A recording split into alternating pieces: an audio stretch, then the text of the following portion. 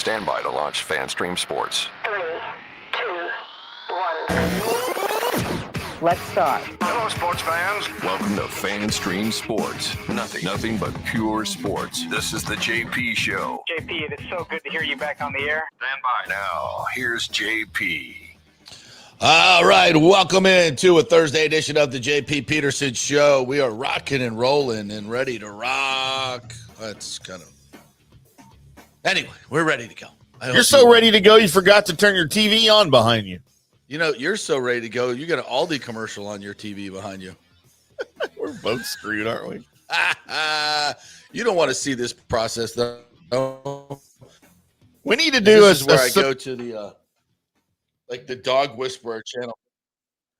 We need to do a subscriber-only pre-show where people can tune in and just watch us yuck it up during the pre-show and be so unorganized. Don't give them all our secrets. Bro. Ridiculous. Don't give them all of our secrets now. Yeah. So, yeah, normally when I come subscribe to get it, though. I get my TV going, and the Dog Whisperer show is on. Remember that? Did you ever watch, like, I think his name is Caesar? Yeah, I remember him. I just never watched it. And then I go through this nonsense for like 20 minutes trying to get this thing figured out. There it is. Get to Tampa to fix your TV for you is what I got. There you go. There you go. Look, I got it all rolling. All these people on the podcast are like, can you start the freaking show? Sorry. Look, it's going to make them want to tune in and watch on YouTube. All right. Any of you guys that bored that you want to see me and Tim talk about stupid shit before the show?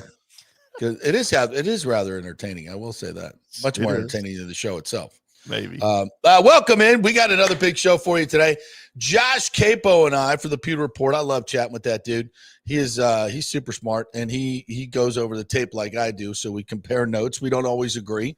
So there was a little bit of consternation in today's discussion about the defense. I'm weird on the defense. I'm like, I don't know where to go with this thing. I mean, obviously the offense is humming, and we'll get to Bucs here in a second. So we'll do that Josh Queipo thing around 10:30. Joey Johnston, USF sideline reporter, fresh back from his trip to luxurious and wonderful Denton, Texas. Put an ass whooping on the mean green. Leave them not so mean, but definitely green. And in the rearview mirror. The USF is an absolute train. A train, and we welcome in FAU tomorrow. I think let's get see if I can get Higgins on the show tomorrow to pump up the game. Pump up the volume for Saturday night. We're gonna flood that place. I think I might have to go to that game.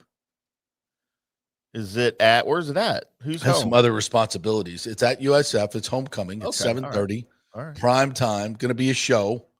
Bringing in FAU, our American rival.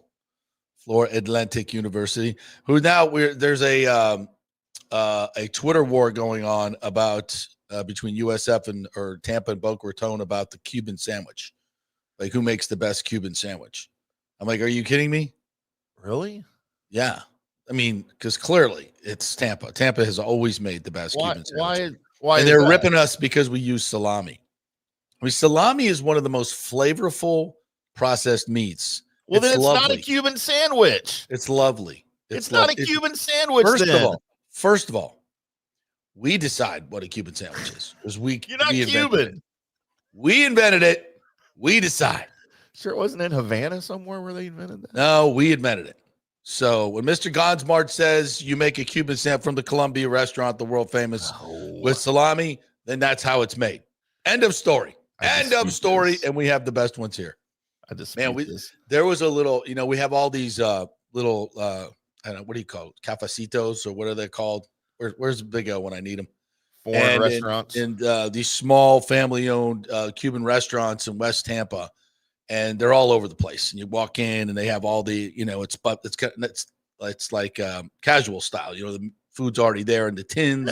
Yeah. They scoop it out. The yellow rice has been marinating in that yellow stuff and the beans, and so you get the yellow rice. It's nice and moist with the black beans and the onions on top, and then they make it. But right near my kid's school, Old Cambridge Christian, you could go in and get a Cuban sandwich, just like a real Cuban sandwich on the Cuban bread, just perfectly made, pressed. Oh, perfect for like $2.95. $2.95.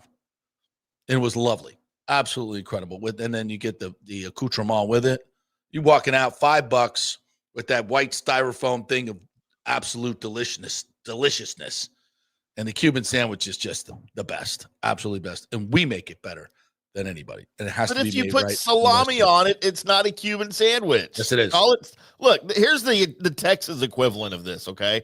The Texas equivalent of a Cuban sandwich. You're starting off in a hole. No. There's nothing Cuban sandwich. Nothing says Cuban sandwich like North Texas. That's not what I'm not talking about the sandwich. I'm talking about the official food of Texas, a pot of chili. You can have the best pot of chili that you think is the best pot of chili.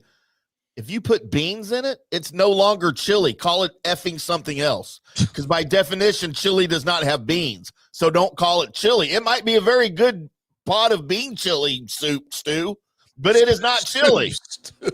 But it is not chili. So don't call it that. If y'all have a great sandwich that's somewhat like a Cuban, but it has salami, you can't call it a Cuban. Call it something else. We define it. Because we invented it. Simple as that. By the way, all you a-holes who think beans belong in chili, just go back to wherever you came from because it doesn't. Good morning to all you Petermans out there, Nathan and Rick, who says, stand down, Tim. I am Cuban. I was started in Ybor City with some German immigrants as well. That's right. We decide what it is. Yeah, but did they put salami on it? If it's in Ybor City, yes, whatever. If they put sometimes they do, sometimes they don't, whatever. It's ours, and we invented it. It's that simple by definition. You know what? I just confirmed anyway. The earliest recorded mentions of a distinct Cuban sandwich come from descriptions of workers' cafes in Ybor City and nearby West Tampa around 1900. There you go. Yeah, but I guarantee you they didn't put salami on it. Yeah. Let's just be honest. When it comes to those processed meats, they're all kind of the same. Like a hot dog or bologna. It's all chopped up, put in a thing, and then sliced up, molded together, thrown together with some spices and ingredients. It's and it's wonderful, absolutely wonderful. Except for olive loaf. I still don't know what the hell that is. Olive loaf. That's weird. Processed meats with olives in it, and I don't get olive loaf either. Olive loaf's like, what do we got going on there? All right, so let's get to the Buccaneers. 10:30, we'll find out a little bit more about who's at practice. But breaking news, Mike Evans is expected to be at practice today. Hallelujah. Mm-hmm. Hallelujah, man. Which is good because we might be missing somebody else. Yeah, looks like Ibuka is probably going to be out for this week. And that's going to be interesting to see how this offense runs without him because he has been the focal point. But listen, if we're trading, let's not get it twisted. As much as we love Ibuka, if we're trading Ibuka for Mike Evans, we good. Especially going up against corners 5, 6, and 7 for Detroit. They are going to be without Terry and Arnold, Ennis Rakestraw, DJ Reed out, and Brian Branch has been suspended.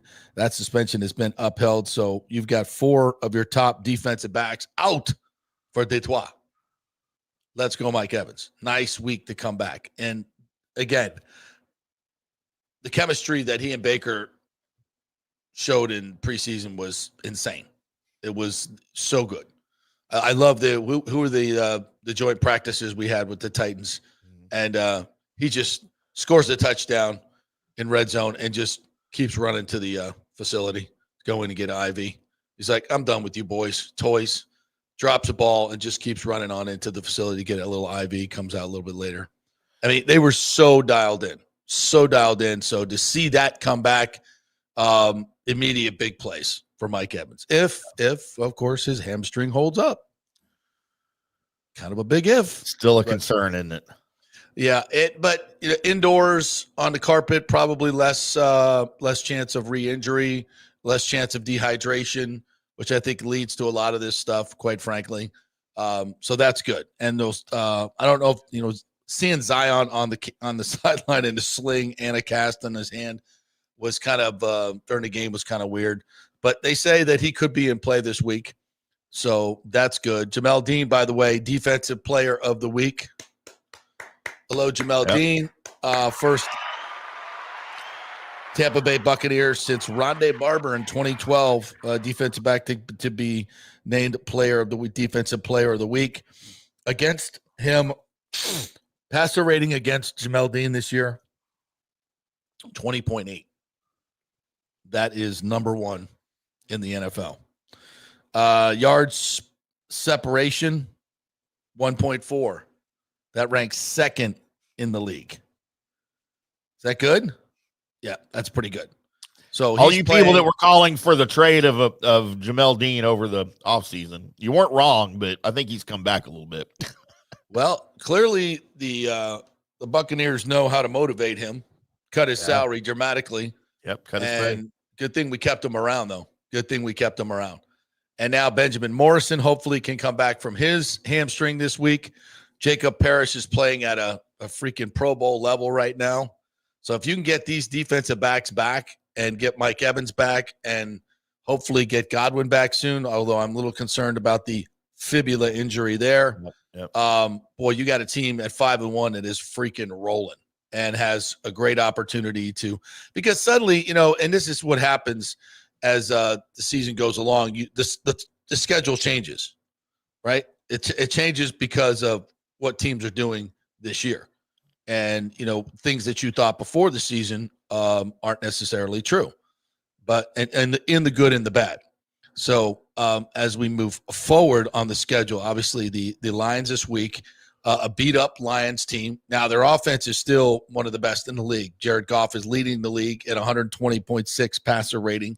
He's been really, really good. Jahmyr Gibbs and David Montgomery averaging 5.1 yards per carry. Montgomery, their offense is perfectly balanced. 175 passes, 175 runs. That's tough to defend when you're that multiple and that balanced. So may we see a little bit more of a shootout this week? Certainly last year's, 20-16 game. I don't think that's something we're going to see. Right. I don't think that's something we're going to see. But one thing, and I went back and looked at some of my notes from the game last year. The Lions were 1 for 7 in the red zone, and they kept going for it on fourth down and not getting it because the Bucs were playing excellent defense. And one of the things they did really well, and this was maybe Servassier Dennis's best game, was tackle in open space. They tackled in the secondary Izian, who hopefully will be back this week, and is, I think, the best tackler in the secondary. Izian, Servassier Dennis, all those, keeping Jahmyr Gibbs and Montgomery to and they didn't stop them now, but to keep them, especially in the red zone, down, they did a fantastic job. And they're going to have to do that again because the Lions do a terrific job. John Borden, their new OC, does a terrific job of getting these guys out in space, especially Gibbs, and you got to tackle. You got to tackle in the open field. That's going to be huge. So that's Tyke Smith, that's Izian, that's a Winfield, that's Servassier Dennis, that's Lavonte David. Specifically, your second level has got to be really, really good this week. So I would expect maybe a little bit more of an offensive game. Now, that being said, the Chiefs did a great job holding the Lions down, and that Chiefs defense is getting a little better. Of course, getting calls from New York or not New York. This whole controversy over the Jared Goff touchdown play has gotten completely out of hand, really, and it's really focused. It's really focused a spotlight on the Chiefs and the preferential treatment that they get. Somebody posted this morning, and I reposted it on my Twitter. A situation where, do you see Patrick Mahomes? I think it was this past week, where he scores a touchdown, gets up, spins the ball, flexes, points at the guy. I mean, it's just how is that not a penalty? That's absolute classic taunting. Like, it's like that is exactly what they when they put out the film to the officials, that's exactly what they show. So there was a very similar incident. Who was it? It was JSN, Jackson Smith and Jigba, did the same exact thing, and actually a little bit less demonstrative, and got a penalty. And of course, we have this UTEP research study that was done. God bless them. College kids finally doing something worth noting. But they went back and looked at all the preferential calls that the Chiefs have gotten in the Mahomes run, and it's demonstrative once again. Everything we think we saw with our eyes is backed up by data. Yeah, the NFL has a problem. They have a Chiefs problem. They have a big-time Chiefs problem. So, and the script writers are getting a little bit out of hand. Now, when we see Taylor Swift come in to rescue Bad Bunny's horrible performance at halftime, then we'll really know that the script writers are all over it. It's just this stuff just doesn't happen by happenstance. It's all planned, folks. It's a grand conspiracy. No, but seriously, the officiating in this league, it's and this whole thing about New York, and I've been bitching about this for a while, but it's kind of coming to a head. So there's controversy because Dan Campbell said yesterday on his radio show that he was told that that decision was made in New York, where after the game, the officials lied and said it wasn't made in New York. So which is it? Yeah. And why is there two different stories here? Somebody's lying, and I don't think it's Dan Campbell. Yeah. Thank you. Thank you. And, you know, when you're talking about, I mean, this is the dirty little secret, and it's like so much that has happened in our world, right? It's like people go, no, Mike, that would never happen. Are you kidding me? You're just a tinfoil hat conspiracy. Really? And then what happens? And then we go, holy shit. Yeah, it's true. Uh-huh. And it's, you don't want to believe it about the NFL. And I'm not saying there's this grand conspiracy. This is what happens when you have no transparency. When the ACC opens up their process, their review process, and turns on the mics and the video, it's fantastic. Everybody understands. They hear it. Even if you don't agree with it, you see why they decided what they decided. Why is the NFL not doing this? You're the biggest league. You certainly have the capability to do it. You have billions of dollars being bet on your games. These calls are changing games and changing betting outcomes dramatically. Don't you think that's the motivation for all of this? Yeah, of course. Is the betting, it's the gambling. And here's the other part about it. Why do you not see any mainstream news sources doing stories on this? ESPN's not going to do it. They're in bed with the NFL. These other major networks aren't going to do any investigative reporting. They're in bed with the NFL. Yeah. This is a microcosm of what's happened in our political culture. And here's the bottom line, folks. If you can control the outcome of games and betting to the tune of hundreds and hundreds of millions of dollars, one thing I know about human beings is they are greedy. And if they have an opportunity to do something like this, they will.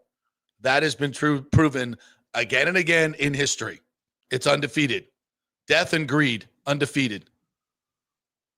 And when you have situations like this that are so obvious, and there's an obvious solution to it that you refuse to go to in the interest of transparency, people, idiots like me, are going to talk about it and point it out, rightfully so.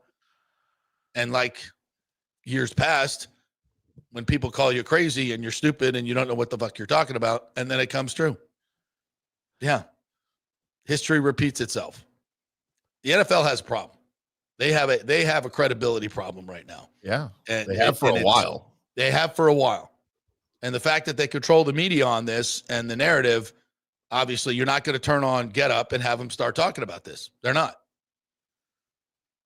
They're going to bury it as much as they can. They might mention it here and there, but it's not going to become a huge topic of conversation. Well, I mean, especially now that the NFL and ESPN are in bed together. Right. I mean, and you're going to have to go to independent media sources. Hello. Like us. Yes. To get this type of stuff. Yeah. And it's been that way for a while with the NFL, and the NFL's big enough to pull something like that off. You know, I mean, the fact that, look, there's more runners that sports books, I'm sure, pay a percentage to the NFL. I'd like to know what the financial. Yeah. I would like to know what their deal is with FanDuel. I'd like to know, because listen, these numbers are all readily available, right, Timmy? Should be. Like they know how much public money is being bet on the under or the over or the Eagles or the Jets or the Bucs. Yeah. You know, I was reading in this one sports book Reddit that people were talking about this, and they're like, most professional gamblers just fade the public. They find out where most of the public money is, and they fade it. Yep. It's the new freaking logic league. Yeah, I wonder why. These upsets happen all the time. It's a week-to-week league. Yeah. When the Bucs are beating the shit out of the Jets and they have them down with 3 minutes to go and it's fourth down and some guy dribbles one down his leg in the end zone while his helmet's laying on the white line, and you go to New York and say, "Oh yeah, that's a catch." You just have to go, what? On what freaking planet? On what? Oh, so the line just moved from the under where 80% of the money was to the over. Oh, okay. And then the Bucs almost end up losing the game. They had to come from behind late because of the ridiculous calls like that. So it just creates more drama, JP. Of course it does. Good for the game. More drama, ratings go up. It's good for the game. Yeah, just ask Vince McMahon. He knows how it works. Oh, man. He made billions on it. The NFL's like, wait a minute. Wait a minute. How can we get in on this? Yeah. Joel Forsland says, JP, what's your opinion on the officiating? Is it manipulation by the NFL or incompetence by refs or a mixture of both? That's another interesting narrative, right? The NFL has plenty of money to professionalize their officials. Why don't they do it? Because they want a narrative out there that they're not manipulating the games. These guys are just incompetent. They're not full-time. They're doctors. They're lawyers. They want that out there. Either way, it's a bad look on the NFL. They're human, but it gives them a narrative to explain why the calls are bad and they're not consistent. Well, we don't have professional refs, And they don't say that. They just don't do anything about it. They love that narrative because it takes the spotlight off of them. Oh, it's not that they miss. They don't, he's a doctor. He's a lawyer. What do you expect? Well, they make them full time. Oh, no. I would take that narrative away. It couldn't be more simple. And they must hate the fact that the XFL and the ACC do this. I was going to say, turn the cameras on. That's how you solve the problem. Yeah, but they won't. The ACC's got it right. The XFL has it right, or UFL. Sorry. So I wish at one of these big open press conferences somebody would say to Roger Goodell, "Hey, you seen what the ACC's doing? XFL." You have billions of dollars being bet on your games and you can't be more transparent? Let's open the mics. Why not? I want to hear that gobbledygook answer. Why not? You have the technology. We want more transparency. We're employing these officiating experts on all the different shows, on all the broadcasts to explain. The fact that we have to have officials coming on to explain the rule. We didn't need that in the 70s, did we, Timmy? Or the 80s or the 90s. We really didn't need that. We knew what the rules were. And now you have this malarkey. No, that's how I feel about it, Joel. You know what else I miss from the 70s, JP? And this what's that? When referees would call clipping. Clipping? You never hear a clipping call anymore. They do That's now the it's old just block in the back, right? No, it's clipping. Let's go clipper. Yeah. They never go clipping anymore. I love clipping. And Rick says ESPN has its own sports book. It's a bad look. Yeah. I mean, and think about that. They have shows that say, "Hey, I'm Joe Fortenbaugh. Bet this over." And so they 80% of the people go bet the over on the ESPN book. Why do you think they never show their records of their picks? They don't even talk about it.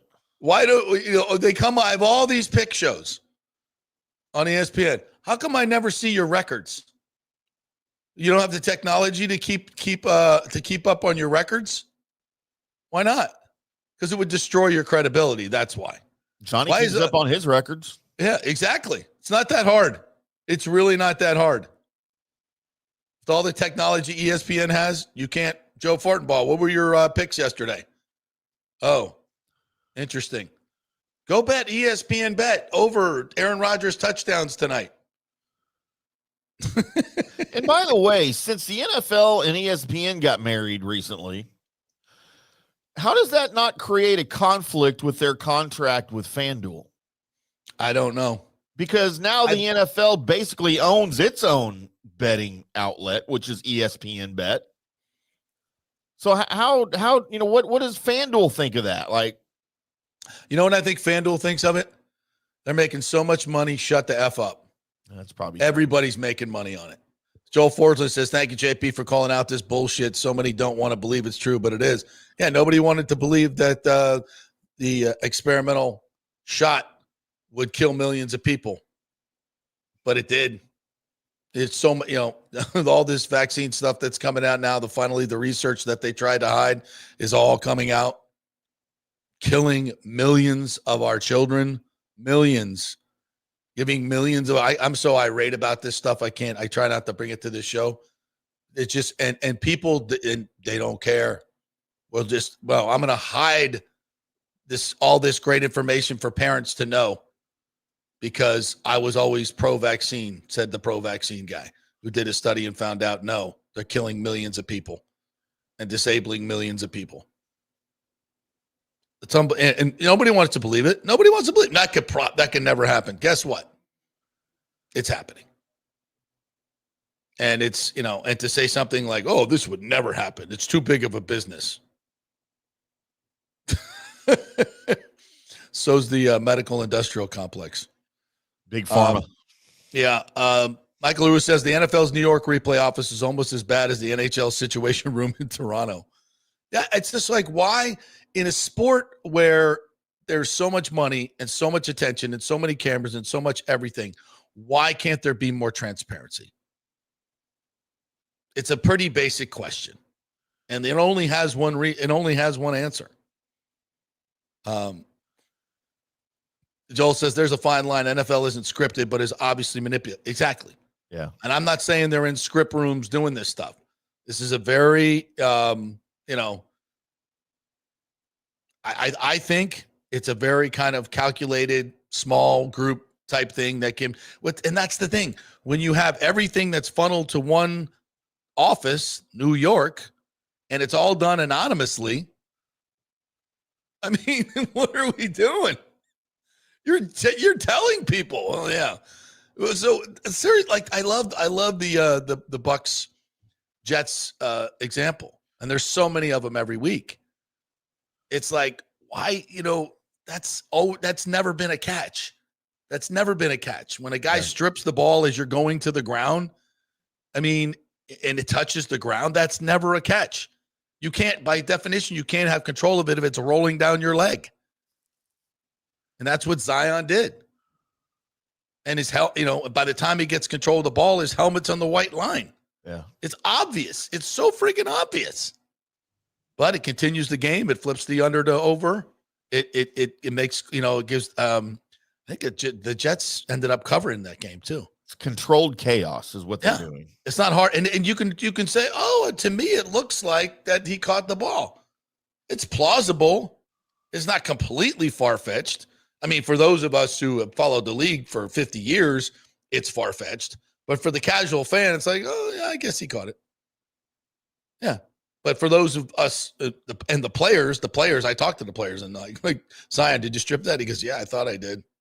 I felt my hand completely rake the ball out. Yeah. I mean, I didn't see whether it touched the ground or not, but I know I raked the ball out, but that's the call. So it is what it is. These players are very good about that. Oh, that's the call. They're not going to argue it because they get fined hefty. How about that? We have a system. If you bitch about the calls that we're manipulating the league, we're going to fine you. Shut up and conform. Yeah. Patrick says, you're the second shooter in a grassy knoll guy, aren't you, JP? Damn right. So it started Actually, off. there were two shooters on the grassy knoll. And if you're one of the idiots that think there wasn't somebody on the grassy knoll, sorry, Patrick. I didn't mean to call you an idiot. I'm sorry. But no. Yeah, JP, you're banned. We don't call names on this show. What are you doing? I know. My bad. I take it back. Can we ban JP from his own show? Apologies accepted. I broke the rule. My bad. But yeah, I'm like, no, it's you know who I'm not? I'm not the guy that thinks one dude in a 6 stories up from 200 or 100 yards behind Kennedy fired a magic bullet that went through his neck out of him, took a left at Senator Connolly, went into his thigh, took a magical right out. I mean, go read the magic bullet. And was undamaged in the process. And it was completely pristine, laying on the stretcher. Yeah, I'm the guy that doesn't believe that. Yes, that's me. That's me. Well, the Warren Commission said that this is how it go. I mean, it's laughable. It's laughable. So if you think it can't happen, I mean, God, if over the last 5 years, if you haven't figured that out yet, don't trust your government. They're lying to you. No. And have been for quite some time. Here's another one. Joel says, fumble last week in the UGA Auburn was another example. Replay took 15 minutes. Why? I love to hear the discussion going on during that. Yeah. The SEC won't go transparent, will they? Nope. That took forever. And I don't know about you, but it looked like he scored to me. It looked like he broke the plane before he lost that ball. Yeah, it's almost obvious. Yeah. I thought it was obvious too. Yeah. I'm like, and that whole game turned on that. Whole game turned on that. So who ended up winning that game? Oh, Georgia. Oh. The SEC's darling. Mm-hmm. Regardless of Kirby Smart lying about timeouts. Yeah. Yeah. That's the other one. I thought that was funny. He's running down, and you could see his lips going, timeout. You know what? I don't have a problem. No, they were with clapping. That at all. They were clapping. What? Everyone's calling him dishonest and a liar and a cheater. Dude, I don't have a problem with that at all. If you can get away with something like that, I don't know. I don't have it. Everybody does that. Teams do that every game 1,000 times, things like that. I don't have a problem with it. Marty Aaron says, history doesn't repeat itself. Human nature doesn't change. I think it's the same thing. That's kind of the same thing, yeah. It's kind of the same thing. Yeah. And Moray Roder says, Kirby Smart should be suspended a game. Oh, wait, they have college game day at home this week. Yes. Yes. Yeah, but if you suspend Kirby for the game, you can have him at the table on college game day. Yeah. I guess. Rick says Mike Evans' hamstring issues tied to his use of beans in his Texas chili. There's not beans in chili. I'll say it there again. We go. There we go. Beans in it. Don't freaking call it chili because it's not. Michael Tucker says, good morning, Petermans. Dean is highly motivated in a contract year after restructuring deal, just setting him up for a big payday. Yeah, why does it take that? Why does it take that? I mean, for a lot of guys, though. Not Jamel, and by the way, Jamel is the nicest dude in the world. I love him. He's always smiling. He's always playful. I've seen him, at the All-Star tournament away from, One Buck Place, and he's a treasure, man. He's such a nice guy. And so he's out there spinning the DJ. He's dancing, rapping. He's hilarious. Great, great dude. So I'm so happy to see him have success. And, but he's kind of that guy. He's not a super intense guy. Some football players, you just want them to be, all full LT, just total intensity, see ball, hunt ball, kill people. He's just not that guy. He's just a fun-loving, always smiling, not a super intense dude. But he's a hell of a corner. He's a hell of a corner. And he does a lot of things really well. He just can't catch the effing ball, except if it's 4th down and 6 when you should knock it down. He catches it. Still bizarre to me. Yeah, I'm so happy for him and his success. And the Bucs have definitely invested in some younger corners, so I don't know if they'll be able to keep Jamel around because he's going to be highly in demand. He bet on himself, and he's going to make a lot of money. Good for him. All right, we're going to take a break and come back on the other side. We got some lightning stuff to talk about. They made a move. Steven Stamkos talked to Pierre LeBrun at length about his exit from Tampa. Some interesting quotes in that story I want to get to. And college football, we got lots to get to. But coming up next, Josh Queipo will join us from the Pewter Report as we break down the film from last week, seeing what the Bucs did well, what they will do this week against Detroit. We're brought to you by the Jeeves Law Group, JEEVES lawgroup.com. They're local, trusted, and get results. If you're in an accident, you got to call my man, Scott Jeeves. He brings you the Gator Report each and every week. Been doing this for over 30 years here locally offices in St. Pete and Tampa. He's at them all the time. So he's actually local, and they support a lot of your local charities as well. So keep it local, folks, with the Jeeves Law Group. And Genesis of Tampa, our great friends over there at the Murphy Auto Group.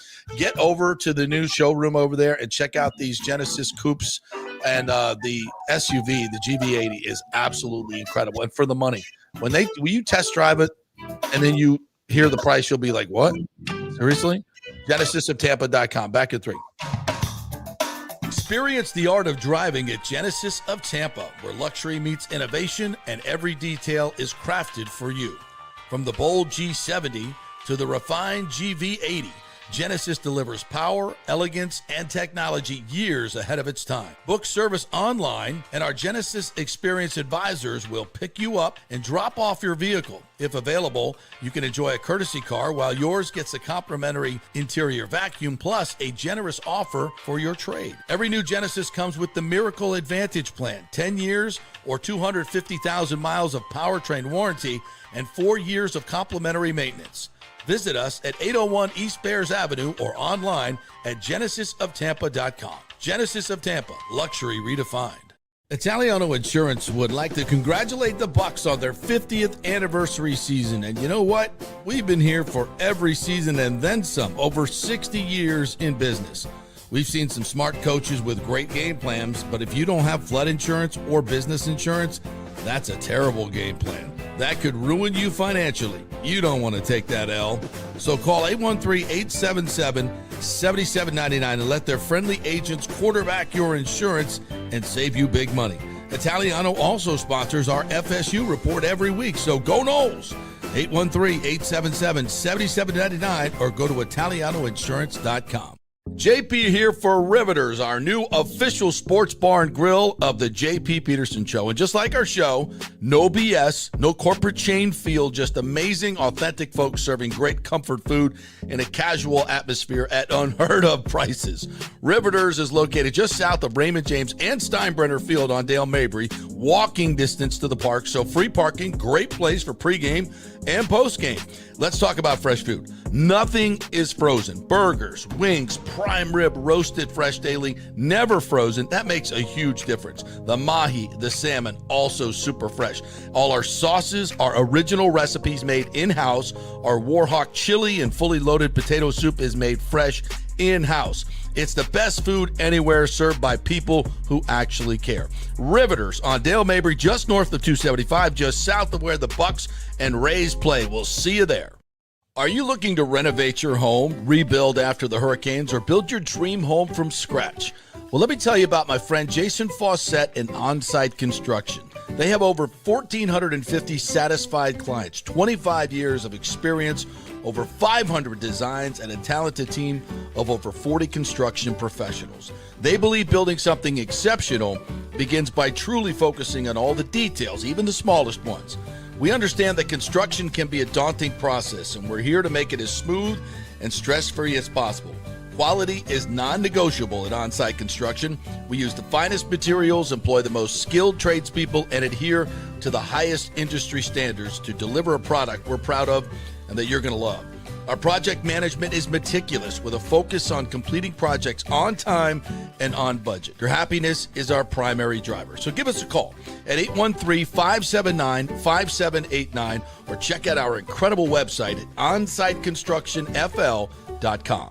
Are you having legal issues with a business partner or other legal business issues? The attorneys at Walters, Levine & DeGrave can help. Call 800-616-0384 for a free consultation. At Walters, Levine & DeGrave, we've redefined what a law firm can be with top-tier attorneys, personal service, and 26 years of success. From business law to civil litigation, we deliver smart, client-focused solutions. Walters, Levine & DeGrave recently won a $6.4 million jury verdict from a large real estate developer, and they can win for you too. Walters, Levine & DeGrave. Let's solve it together. Not attorney spokesman. For a free consultation, call 800-616-0384 or go to walterslevine.com. Offices Tampa, Sarasota. Let's go. Right now, back to the show on FanStream Sports.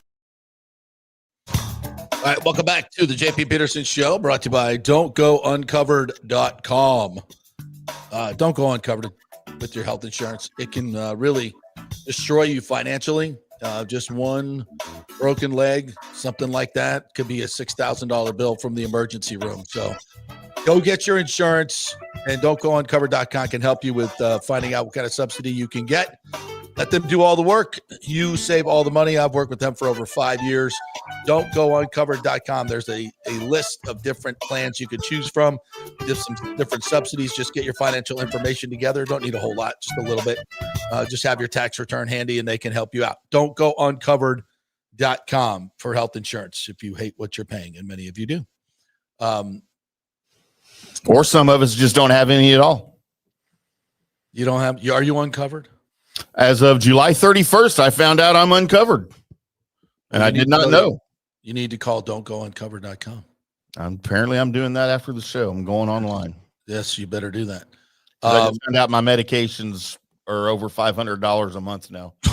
Jesus Christ. And I was paying like $30. Yeah, that's a problem. Yeah. Patrick said, I never said I believe it. I just a known conspiracy to reference. You are correct, sir. Yeah, okay, good. You're right on board. Yes, I am definitely a Don't you feel dumb for calling him an idiot now? I do. I feel bad. I feel really bad. I apologize profusely. My bad. It wasn't like personal though. It was more like for those people who think there wasn't a grassy noter. You're kind of not smart. Rick said, better be careful with betting and COVID talk, JP. That Uber taking you to the next musical will be a windowless van with a custom-made hood for you. I do. He's not wrong. I do worry about that at times. Like, yours was completely shut down because of some completely bogus thing they said I did. Yep. Right. A month or two before the vote in St. Pete. Yeah, Stu's gone. He's not going to do that to you again. Very interesting. Yeah, I have lots of conspiracy theories for sure. Mastradamus says, late to the show, but JP, did you hear about the rumor that the Rays may go after Real Muto?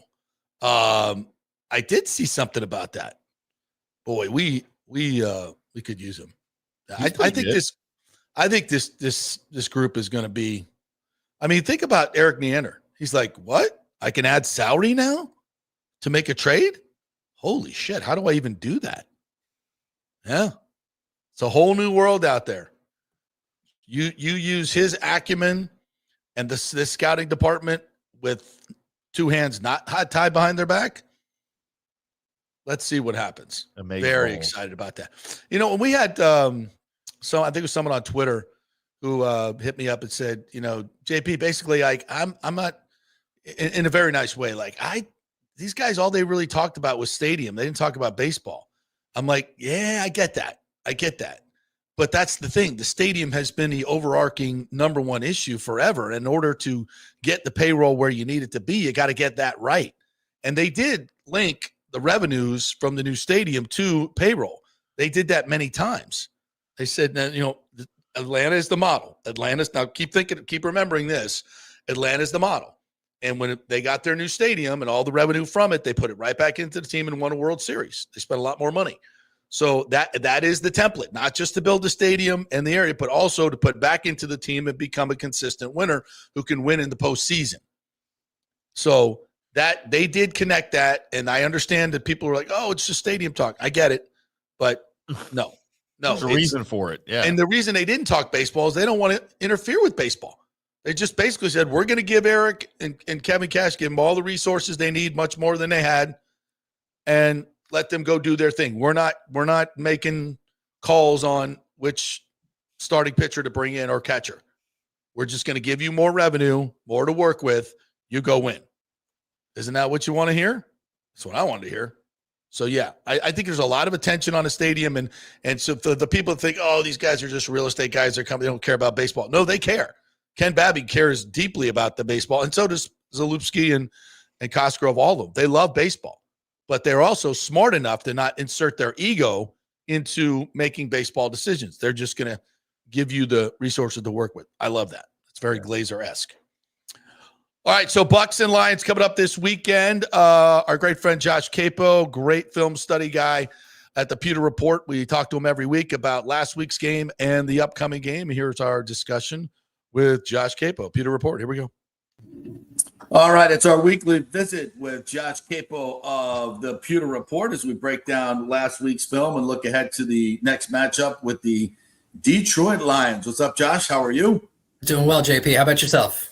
It's always good to look at a winning film, isn't it? It's always you always have just a better feeling waiting for those good plays to happen. But man, another thriller last week, and so much to talk about and unravel as we look at last week to learn what we learned about this team moving forward. So that's kind of how we look at this. So just your overall impressions on what we learned last week in another dramatic win, although a 2-score win. Our Two scores. Yep. First 2-score win of the year. It's like a blowout for the Buccaneers. You know, it was funny when Chase McLaughlin missed his kick a little bit earlier in the game that could have put them up by 2 scores.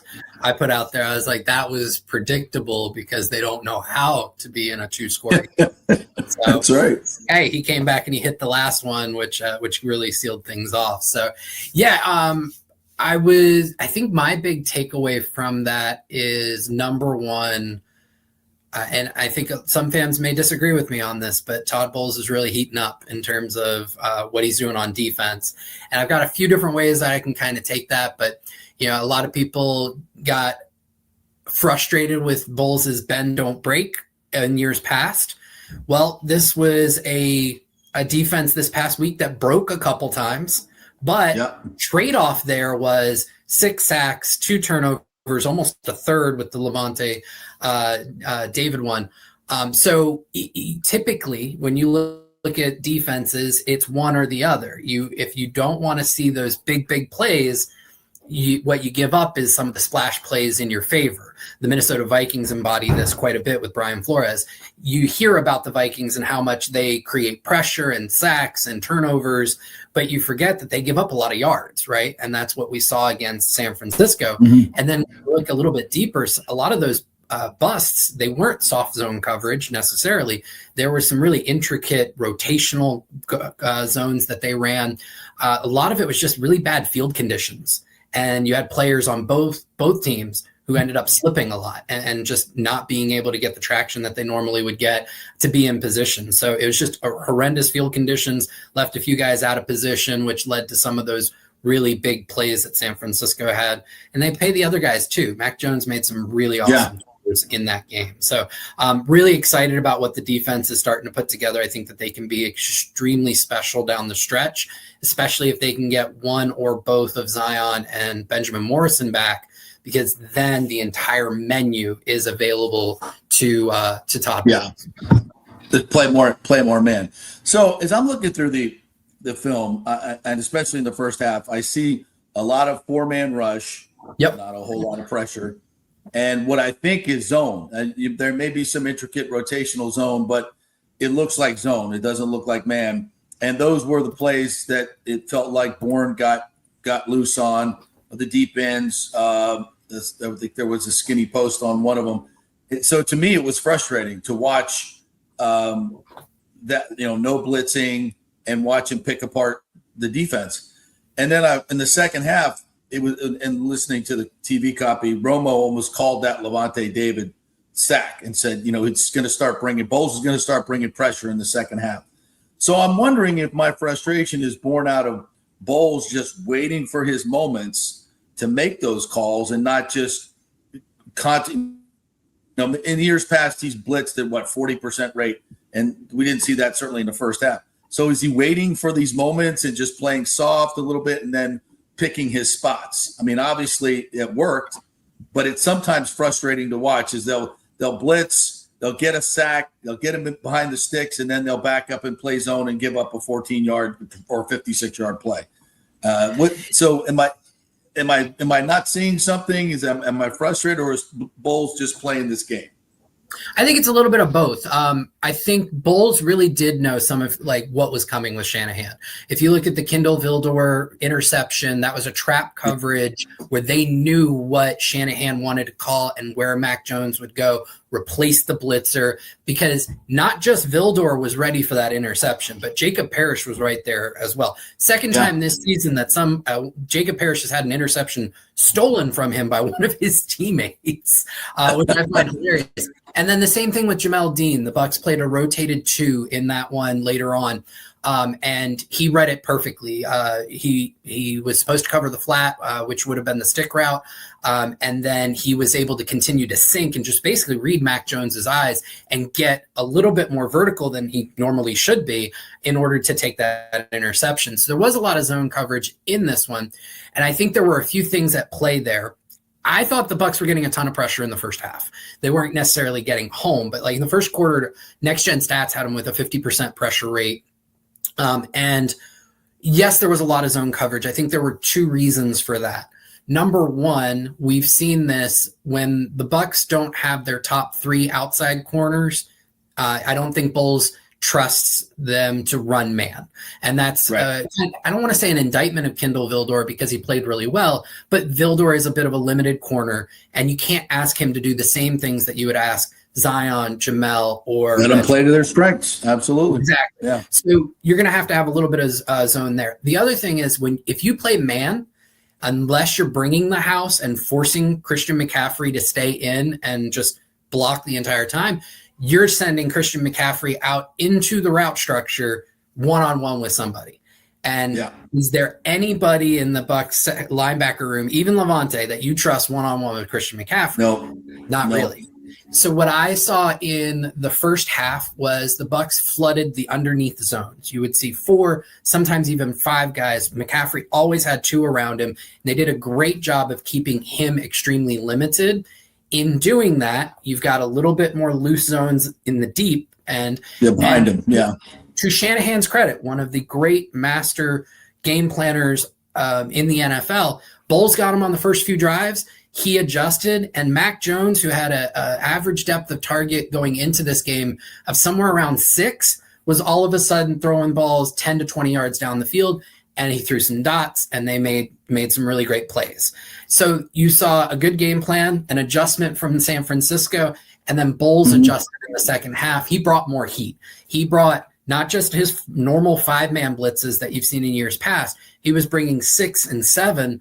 And what that effectively did was take McCaffrey out because McCaffrey had to stay in the block, And on that Levante one, it was such a beautiful beautiful sack because he basically hid behind – Christian McCaffrey did not know Levante came into that pocket, didn't even know he was there until after the play was done. So I thought it was a really great – it was 2 very good football minds between Bowles and Shanahan trading punches – and nobody won every round. Bowles won early. Shanahan kind of won in the middle. Bowles won late. And that's when you win early and late, you're usually going to win overall. And that's what happened there. Speaking of Jamel Dean, he wins Player of the Week award today. First corner to win that for the Buccaneers since 2012. He had obviously the sack fumble, the interception, and that sack, boy. Was that a tight end that he schooled? Yep. So he come with, I guess he did the hand rake. He did the rip and dip. Underneath him and ripped and went. I mean, excellent technique. Excellent. Hey, Yaya, take a look. Excellent. And then and Bowles was so excited about that. But then you look inside the numbers right now, and he's number 1 in passer rating against in the league. 15 plus targets. He's second in the league with 1.4 yards of separation. And all of his numbers across the board are among top 4, the major. I mean, that's a hell of a job for a guy that got his salary cut drastically and is basically now betting on himself in a contract year. So 2 things. Number 1 is, where the hell was this when you were getting paid? This is what it took to motivate you. I don't get it, but whatever. He's playing great football, and that's not to say that the Bucs won't re-sign him because clearly they knew how to kick him in the ass and motivate him. I doubt there will be a re-signing, because he's earning a bag, and they've kind of made this large investment into the youth movement. But it is nice to see that. Yeah, I've always been somebody who thought Jamel Dean has played fantastic when he's been on the field. I know that a lot of people have been frustrated with the ball production. I've always been of the mind that pressure really creates turnovers more than coverage does, just in general, because you're forcing quarterbacks to make bad decisions. And I think Jamel even said that in his press conference today, that, it's something that on the back end, they're kind of cognizant of. All of the pressure that the Bucs front is creating is forcing some bad throws that they've been able to take advantage of. I think a really good example of that was his first interception against the Jets with Tyrod Taylor. It was kind of a duck thrown late, gave him the opportunity to make that play. With that said, there is a little bit more ball production from Jamel this year, which is really nice to see. I think that is a function of the fact that Bowles is in his bag, in terms of you are seeing more exotic looks from him because he has more faith in the personnel that's on the field. He feels like the front is going to get to the quarterback and either get a sack like we saw against the 49ers with 6 sacks, or that they're going to generate enough pressure to force a quick throw, which the Bucs have faced at the second highest rate in the NFL this year behind the Texans. And that was before this past week. I haven't double checked those numbers, but it should still be there with Mac Jones, or some type of bad pass. So it's giving the secondary the opportunity to play more aggressively, play the ball better. I know a lot of people talk about the man coverage, and yes, when they have the right horses, they're able to play more man, but Dean, both of his interceptions have come in zone, right? So a lot of it just, they feel more confident with who they're playing with, so they can all do their own jobs a little bit better and stay more focused on the ball. Yeah, and Jacob Parrish, I thought, had a good game as well. He's been excellent. He's been really, really good. Guy, when they get Morrison back and Zion back, and Bowles is more comfortable with playing more man, and he can send more pressure, boy, this defense can just get exponentially better. Which right now the numbers are they're middling, but I think they can get a lot better as they go down the stretch. Anything else jump out at you in this particular? I mean, it's 6 sacks. I mean, Vita Vea was a monster. He was a monster in this game. There's a bunch of clips running around the internet of him just steamrolling guys, and he was probably responsible for 4 of the 6 sacks, even though he maybe only got credit for 1. But he was just a monster in this game. Yeah, I thought Vita was excellent. I thought somebody who I've been very critical of this season, probably the best game of Sebastien Dennis's season so far. Absolutely. I posted a clip last night because I was in shock. They ran a rotated cover 3 where you see Voss bailing to the middle third. He's basically playing free safety in that particular clip. So I think he's becoming a little bit more comfortable. I still have concerns about limitations overall, but if you can get the kind of play they got out of Servassier this past week for an entire season, he doesn't have to be outstanding. He just needs to not be terrible. And that, I think, what he was, solid in this particular game. And I think Elijah Roberts continues to come on, creating some additional pressure from the interior to go with Vita. And you need that. He's not the same player as Kalijah Cansey. Kalijah is so quick off the ball. He can penetrate gaps. Elijah is a much slower burn, but I think that he poses problems for offensive linemen. They don't really know how to handle him because the speed of his hands is so much different than the rest of his body. And between his length and his ability to use his hands so effectively, he creates these interesting problems for offensive linemen, and he's generating pressure, and he's going to be able to pair with Vito, with Yaya, with Reddick to give the Bucs the pass rush that they've been looking for since they lost Jason Pierre-Paul and Shaq Barrett. Yeah. All right, Josh Queipo, our guest here, Pewter Report. Let's look ahead to this game. Sorry, my dog running around here. No worries. Good job. Let's look ahead to this game with Detroit. They're coming off a loss to the Chiefs. It's some controversial call in that play, in that game we were discussing. But they are really beat up in the secondary. And it looks like Brian Branch, he was suspended for this game. I haven't heard whether they've lifted that suspension. He is appealing, but I don't think they will. We shall see. But they're also down. Terry and Arnold is down. I guess they're down. DJ Reed is down as well. So they're down 3 corners and a safety. So, an opportunity here for the Bucs to make some hay in the passing game. Maybe Mike Evans could be coming back. Probably no Abuka, no Chris Godwin. So this is a Johnson and Johnson and Mike Evans show, and it could be some interesting opportunities for the Bucs. What do you think? Yeah, I think a couple things there. You never root for injuries, but I think if we take a step back, it's going to be so interesting watching the Bucs could be, wide receivers 4, 6, and 8, right?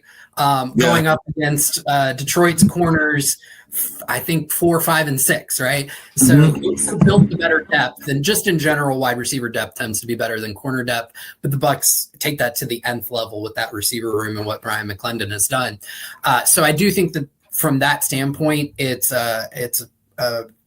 in the Bucs' favor, right? Just even if it is the Johnson and Johnson show, and with Sterling Shepard, I honestly think it's going to be a big Sterling Shepard game. I could see him being the volume target out of that if Mike Evans can't go. So if it's Sterling, Tez, and Cameron, I could see Sterling having a really big game as the volume guy. I don't think Cade Otton's going to factor much into the passing attack in terms of like out in the routes, because what I'm hoping, and something I'm going to be writing about this week, is how the Bucs can learn from what the Steelers did against Myles Garrett last week. Myles Garrett, phenomenal, one of the best, if not the best pass rusher in the NFL.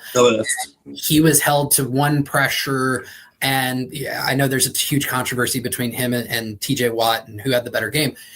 You have a dominant pass rusher, you have to account for him. And the Steelers' entire offensive game plan centered around how do we account for Myles Garrett.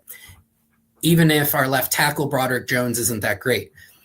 Aiden Hutchinson's going to line up over Charlie Heck a good amount. Last year, Aiden Hutchinson lined up over Justin School a good amount. And if we remember back to that game, the first half, Liam Cohen didn't give School enough help. And Hutchinson went off for, the game of in 2 quarters. In the second half, they sent more help. He was handled a little bit better. I think that's going to be a big part of what Grizzard does, and I think Cade Otton and Payne Durham are going to be a huge part of containing Aiden Hutchinson and the pass protection game. As such, I don't think you're going to see much from the tight ends from a receiving production standpoint. I do think you're going to see a lot of screens, and the Bucs are going to try and continue to use that as an extension of their run game. But if they can control Hutchinson, I think that they have enough quivers in their basket to create 24 to 26 points. So I think that's really the big factor, though, is they have to control Hutchinson. If they can do that and give Baker enough time, there's enough injuries in that Detroit secondary that he can take advantage. And as for the Bucs defense, Jahmyr Gibbs, David Montgomery, I think as good a 1-2 tandem as you have in the league. Montgomery's averaging 5.1 yards per carry, and Goff is leading the league in passer rating at 120.6. So, and they are perfectly balanced: 175 runs, 175 passes. This is a tough offense to zero in on tactically. Where do you see that matchup? I think tackling is going to be such a huge thing. Detroit creates so much after the catch, and then with that run game, you have to be able to wrap up. You cannot give them any extra yards. So I think that's going to be a critical point of this. Going back to the man zone stuff, I think that it's got to be a heavy zone game, and the Bucs were successful on defense last year against Detroit, running a lot of zone coverage. Again, it comes down to how dynamic Gibbs is in space. You have to account for that. When you get into man coverage, you leave somebody like Servassier Dennis up against him. That is an absolute advantage to Gibbs and the Lions. We saw what happened against Bijan Robinson, right? And Bowles flat out said it at the end of he got out-athleted. Well, Servassier has not become some different athlete. Levante's on the back end of his athleticism. So I think it's a heavy zone game where they're going to have to keep eyes on Goff and then break quickly. So it's a lot of just as soon as that ball gets out, the Bucs corners and safeties have to be moving. Rally and tackle, but also just force, get your hands in there, force difficult catches at the catch point. I think that's really critical there.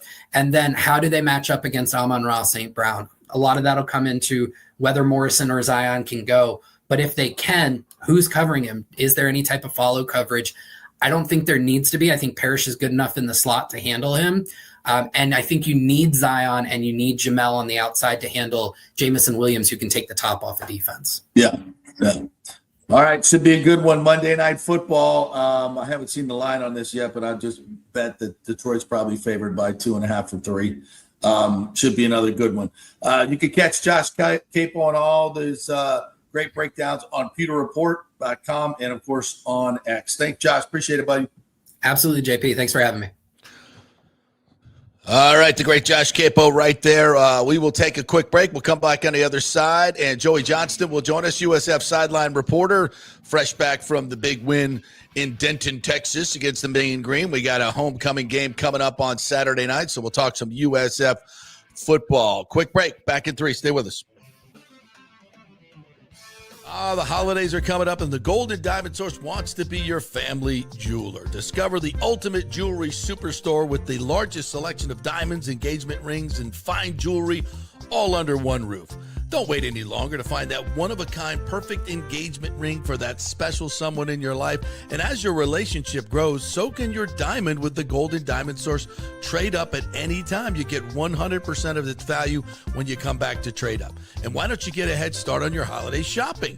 With the Golden Diamond Source's unbeatable low pricing and financing options, you can get 5 years, 0%, and make this holiday season truly memorable. The Golden Diamond Source takes pride in offering only natural diamonds formed over billions of years by the Earth's incredible forces. If it's real love, get a real diamond. Shop online anytime at goldendiamond.com or stop by their showroom and tell them JP sent you at 3800 Almaton Road, always online at goldendiamond.com. Welcome to Kingmakers, home of the JP Peterson Show studio and Tampa's premier business networking and social club for members only. By day, it's an exclusive, vibrant co-working space with a stylish conference room, focus rooms, a full production studio, and an in-house marketing team. And by night, Kingmakers transforms into a sports-centric social hub with a full sports bar, golf simulator, and exclusive events. For young entrepreneurs and seasoned professionals, it's the perfect place to work hard, play hard, and make big moves in Midtown Tampa. Close the deal, celebrate the win. Only at Kingmakers. Become a member today at kingmakerstampa.com. Your business, your club. JP here for the Jeeves Law Group and my man Scott Jeeves, who lives right here and has long been a highly respected member of our community. He's a proud sponsor of the Tampa Riverwalk.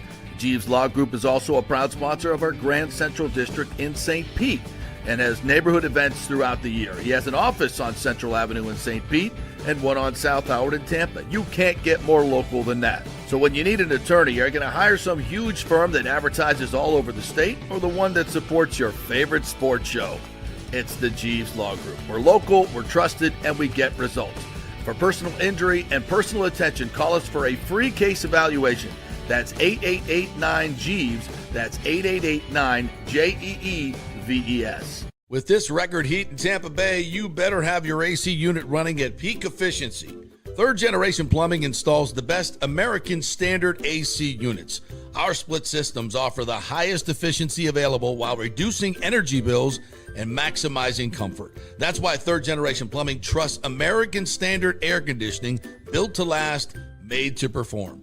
Whether it's a new install or an emergency repair, our family-owned team brings 3 generations of trusted service to your home, now with the unmatched reliability of American Standard. Plumbing or cooling, we've got Tampa covered.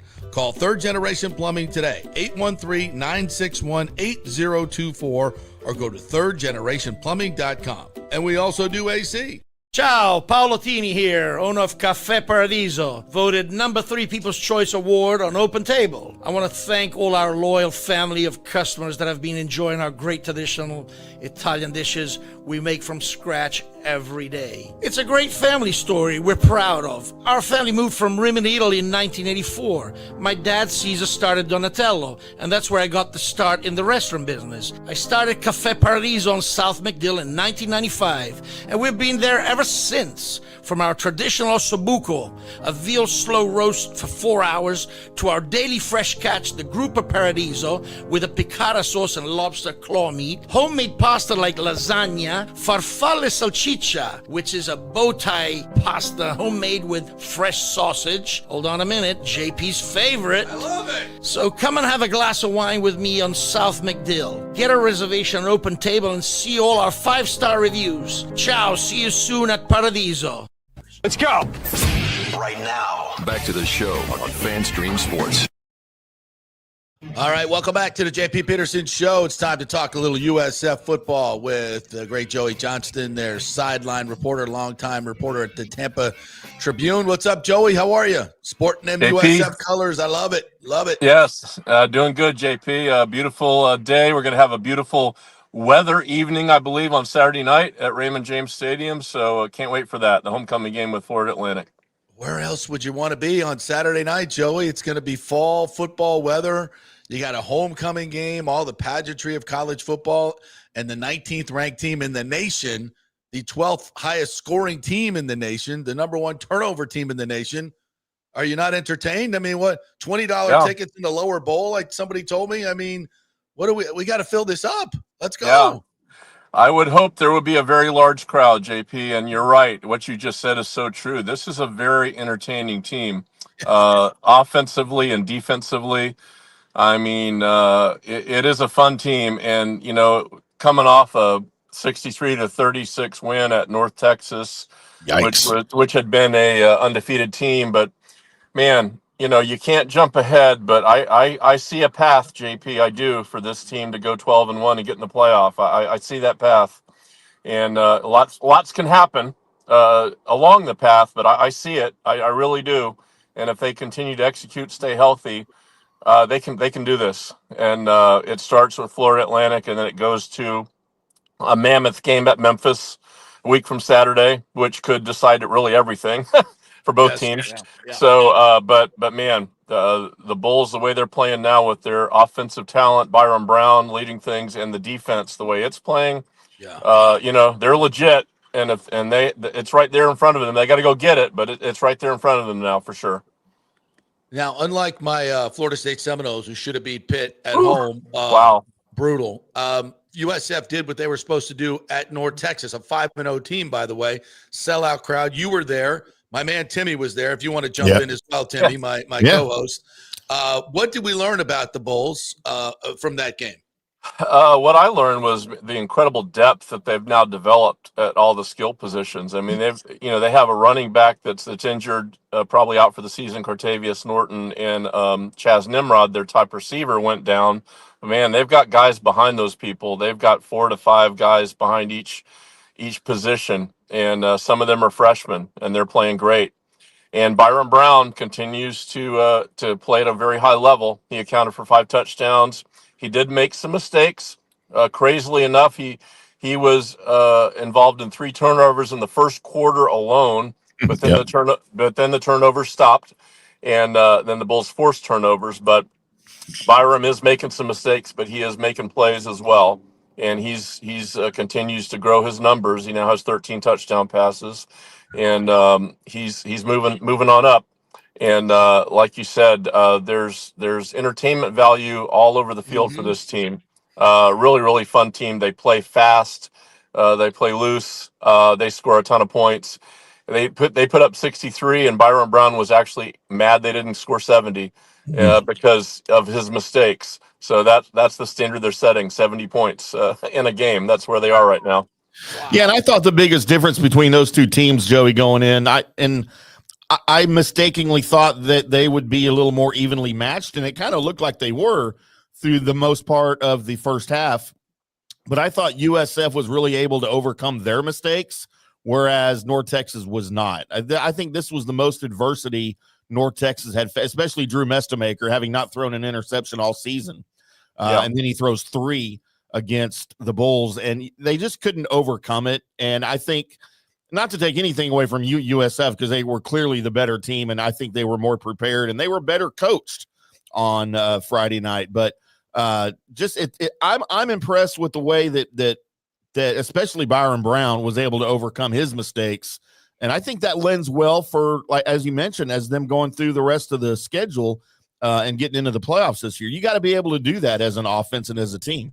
Yeah, you do. And I think their ability to create mistakes has really helped. I mean, there's so many things that happen in that game, but one thing that you can't forget is North Texas is leading 7-0, and they're in the red zone about to make it 14, and Jalen Schuler goes up in the air to grab an interception that really changed the early momentum of the game.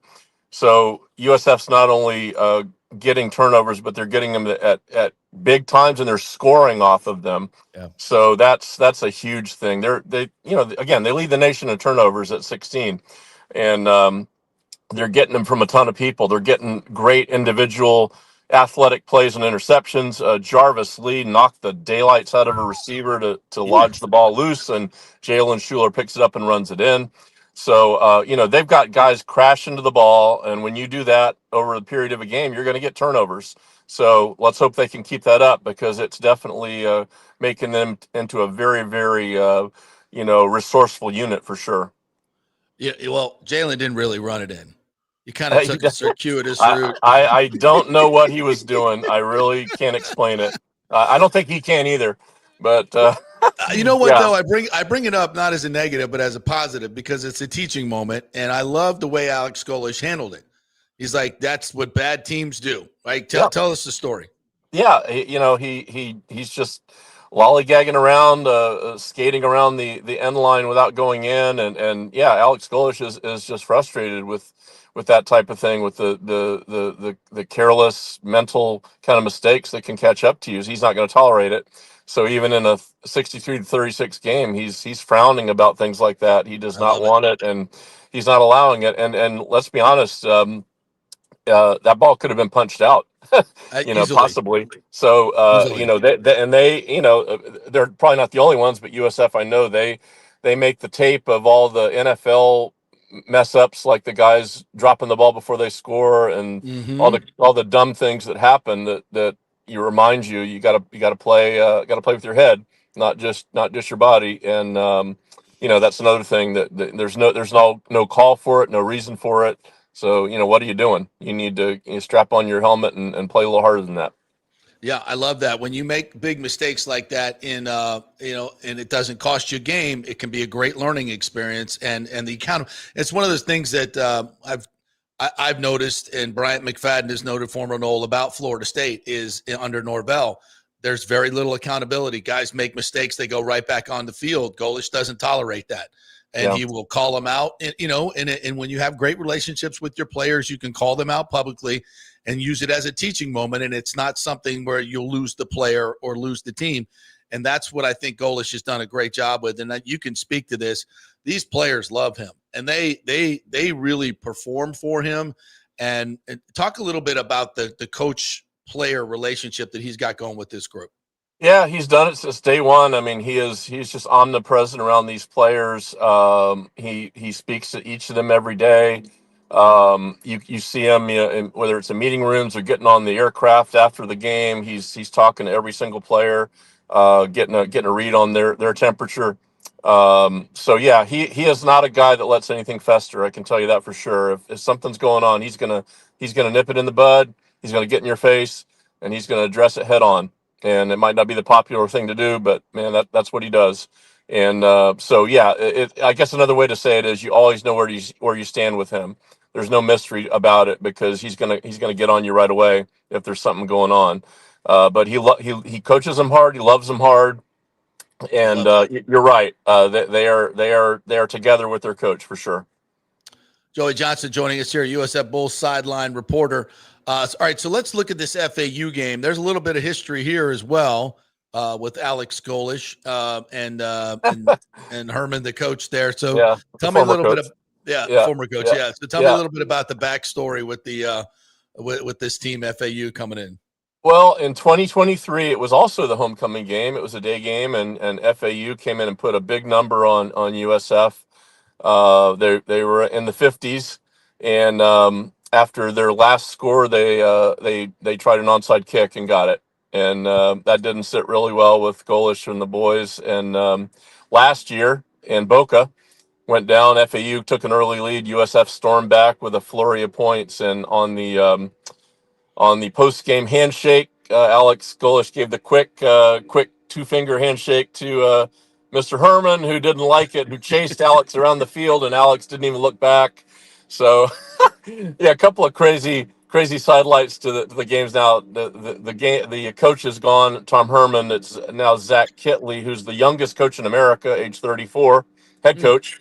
Was the former OC at Texas Tech, former assistant at Texas Tech, who worked with Patrick Mahomes back in the day. So he's one of these, again, play fast quarterback whisperer kind of guys. Looks like an up and comer, and Golish knows him, respects him. So I don't think there'll be an edge to it like that. But Zach Kitley looks like he's a guy that's going to come in and build up FAU. FAU is playing much better. They've won a couple in a row. They've got a really interesting quarterback, Caden Veltkamp, who transferred from Western Kentucky. He's 6'6", 240. Gets rid of the ball quick. They've got a big offensive line. So, the defense is going to be challenged. This guy actually leads the country in completions per game, 27. They are going to throw it. They're going to throw it quick. They're going to move the ball around. So the defense of USF will be challenged. USF is a heavy favorite, but they are aware that this is an air raid kind of offense they've got to be aware of, and these guys are going to try to pitch it all over the yard. So it'll be, again, I think another very entertaining game. Both teams are going to play fast. Both teams are going to throw it around, so it'll be a fun kind of game to watch, I believe. Awesome. This should be fun. 7:30 tickets are I think somebody told me $20 in a lower bowl. Is that right? That sounds about right. Sure. Golly. Yeah. Come on out. It'll be again, we get a little break in the weather. It looks like a little edge off the humidity. So Nice. Night game under the lights. Love that for the homecoming, so everybody can get ready all day and get all prepared mentally for the game. And it's going to be a great atmosphere and a chance to USF again to play on ESPNU and hopefully take care of business. And then, man, strap it on after that, JP. We got the at Memphis game coming after that, and that's going to be that's going to mean everything. So next week everything. we'll have a lot to talk about if USF wins, because that'll be the big game. It'll start, unfortunately, at 11 a.m. local time on October 25th. Not a big fan of that, but that's what television wants. So, but it will be an ESPN game. And again, undefeated Memphis, one loss USF. And really the winner of that has a pretty good road to win getting the league title game and perhaps get to the playoffs. So that will be as big a game as USF has played in many years. They'll have to go to play. They're at Navy too, right? Annapolis. They're at Navy. Yeah, they're at Navy. And the Navy just beat Temple by 1 point, 32-31. We're not quite sure how good Navy is. We're actually not quite sure how Memphis is, to be honest with you. Their schedule has not been anywhere near USF's. They did beat Arkansas. But, this will, another couple weeks, we're going to really know a lot more about both these teams and certainly know more about USF. If USF can take care of FAU and win at Memphis, then, man, it's going to be a November to remember, I believe, as USF will have everything in front of it, the greatest goals you could imagine. And, potentially, if they can win out, an American Conference Championship game right here in Tampa could happen at Ray J. So, we got a lot in front of us, but as Alex Gorsh himself would tell you, you got to take care of FAU first. Yeah, we're allowed to talk about that. Yeah. We're allowed to talk about it. Sure. Yeah. But they're not. All right, Joey, great stuff, man. Thank you for taking the time as always. Appreciate it. And enjoy our conversations on USF. This has been a super special year already. Can't wait for it to continue. So if your team, FSU, UF, sucks this year and you want to jump on board to somebody who's actually got a chance to go to the playoff, get on board USF right now. This train is leaving the station, and let's be there Saturday night and fill that place up. Yep.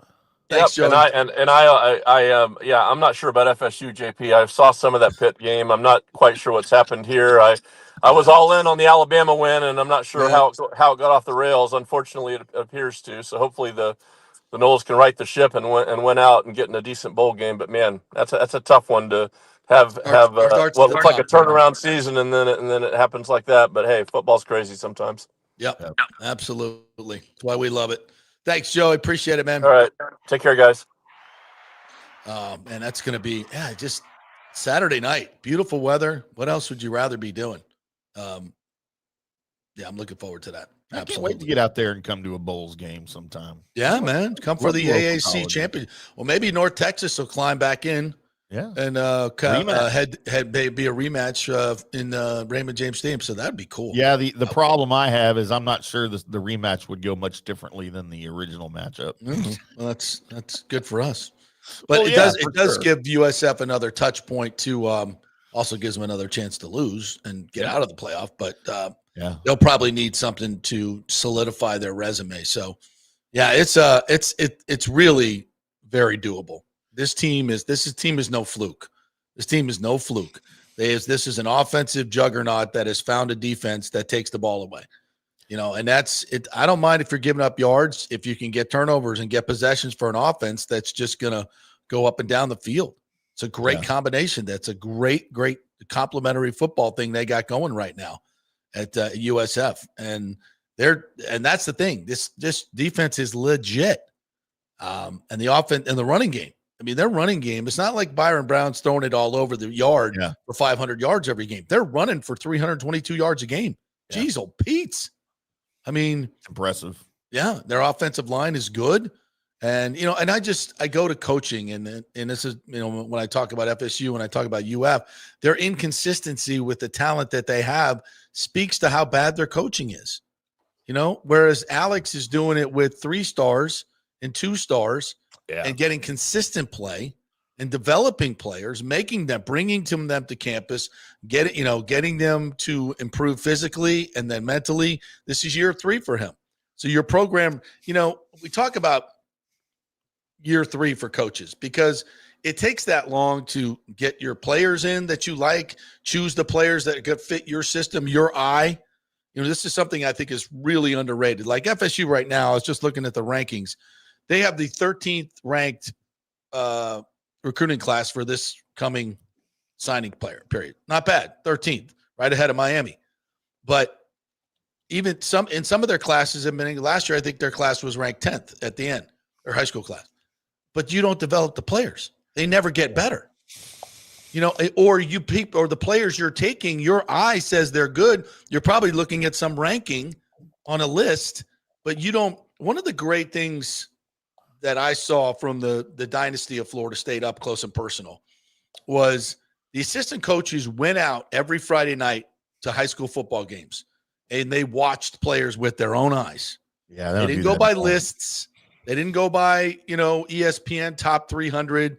They didn't do that. They went out and they looked at the players. They looked at them in the eye and they talked to them and they said, this kid's good, this kid's not. And it may not be just, they may be going to these games, but who's ever picking these players is not picking good players. Yeah. They're not good. They're not going on to the NFL. They're not studs. And there's certain things that when I'm talking about assistant coaches like Mickey Andrews, Brad Scott, Chuck Amato, all these guys that Mark Richt that eventually became head coaches would go out and look at these players play and then come back to Bobby and say, this guy can play, this guy can play, this guy can't. They would have a list that guys they've actually scouted. I don't know if they do that. They all use services. And that's a talent. It's a talent that you can look at a guy and say, that guy's good. He may be a 3-star to somebody else, but I can make him a 5-star. Watch. And they do it. It's just high school recruiting is hardly an exact science when it comes to stars. And it's hard to judge because certain players are playing against lower competition, Arch Manning, and some players are playing against better competition. So it's something that is a talent, and clearly Mark Norvell and his staff do not have it. Right. So even if their rankings are high, I don't portend that to be a future sign of success. Because you got to develop them in your eye. You have to have a good eye for talent. Yeah, and at some point they may have, some of these guys may have talent coming into the program, but if you can't continue to develop them after that, then that's on the coaches. That's not on the recruiting side of it. That's on the coaching side of it. And Florida State recruited some really good offensive linemen from high schools over the past 5 or 6 years, and none of them are starting. But when both of those things fail, then you got a real problem. Right. So, and Golish is doing a hell of a job. And that's something that Jim Leavitt used to do really, really well. He would get, 3-star corners and safeties and turn them into NFL players. just because of the way they coached and developed players. Yeah. And that's a huge part of this that we don't even think about, because we have lists and tape and huddle and all this, so we can go look at players, and watching a kid on tape is not like going to their high school and watching them with your own eyes. It's a totally different deal. You got to get eyes on the players, and you got to have good eyes. You got to have good eyes, be able to see, oh, that kid moves differently or whatever. It's all part of it. That's why, these it's kind of leads me to this next thing. I'm going to take a break. And when we come back, there's a quick little tidbit from Kurt Signetti in Indiana. Like, everybody wants to know how the hell he's doing it. Well, we're going to hear a little clip from him that might shine a little bit of light on that when we come back. Hey, we're brought to you by the great folks at Third Generation Plumbing and American Standard Heating and Cooling.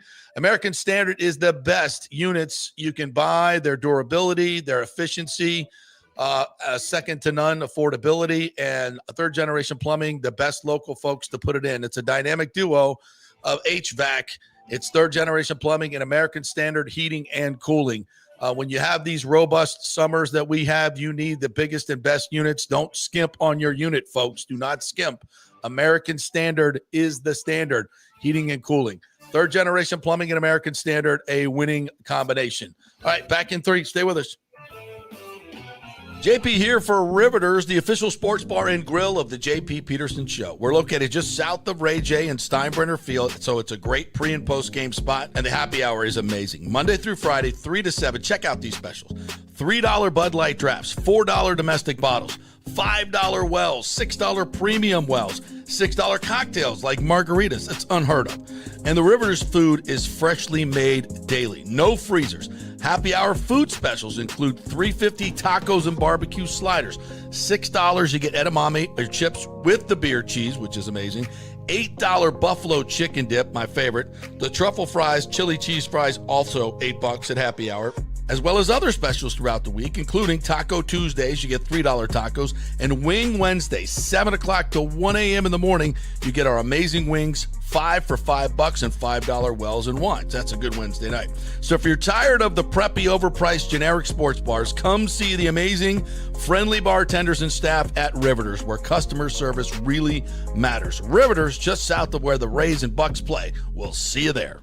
Experience the art of driving at Genesis of Tampa, where luxury meets innovation and every detail is crafted for you. From the bold G70 to the refined GV80, Genesis delivers power, elegance, and technology years ahead of its time. Book service online, and our Genesis Experience Advisors will pick you up and drop off your vehicle. If available, you can enjoy a courtesy car while yours gets a complimentary interior vacuum plus a generous offer for your trade. Every new Genesis comes with the Miracle Advantage Plan, 10 years or 250,000 miles of powertrain warranty and 4 years of complimentary maintenance. Visit us at 801 East Bears Avenue or online at genesisoftampa.com. Genesis of Tampa, luxury redefined. Italiano Insurance would like to congratulate the Bucs on their 50th anniversary season. And you know what? We've been here for every season and then some, over 60 years in business. We've seen some smart coaches with great game plans, but if you don't have flood insurance or business insurance, that's a terrible game plan. That could ruin you financially. You don't want to take that L. So call 813-877-7799 and let their friendly agents quarterback your insurance and save you big money.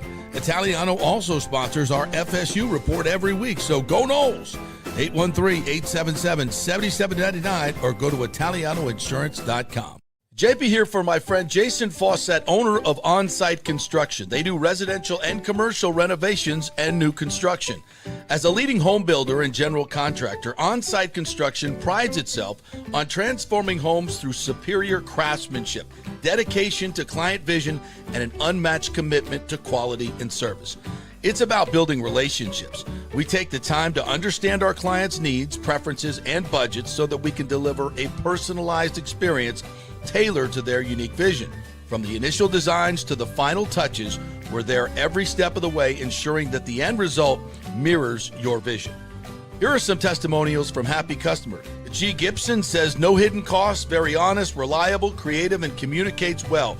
reasonable and fair with their pricing, no hidden costs. C. Smith said, did not disappoint. I'm very happy with the work. This company really cares and will take care of it. So if you're just thinking about building or renovating, give us a call and let's see what's possible. 813-579-5789 or check out our website at onsiteconstructionfl.com. Are you having legal issues with a business partner or other legal business issues? The attorneys at Walters, Levine, and DeGrave can help. Call 800-616-0384 for a free consultation. At Walters, Levine, and DeGrave, we've redefined what a law firm can be with top-tier attorneys, personal service, and 26 years of success. From business law to civil litigation, we deliver smart, client-focused solutions. Walters, Levine, and DeGrave recently won a $6.4 million jury verdict from a large real estate developer, and they can win for you too. Walters, Levine, and DeGrave. Let's solve it together. Not attorney spokesman. For a free consultation, call 800-616-0384 or go to walterslevine.com. Offices Tampa, Sarasota.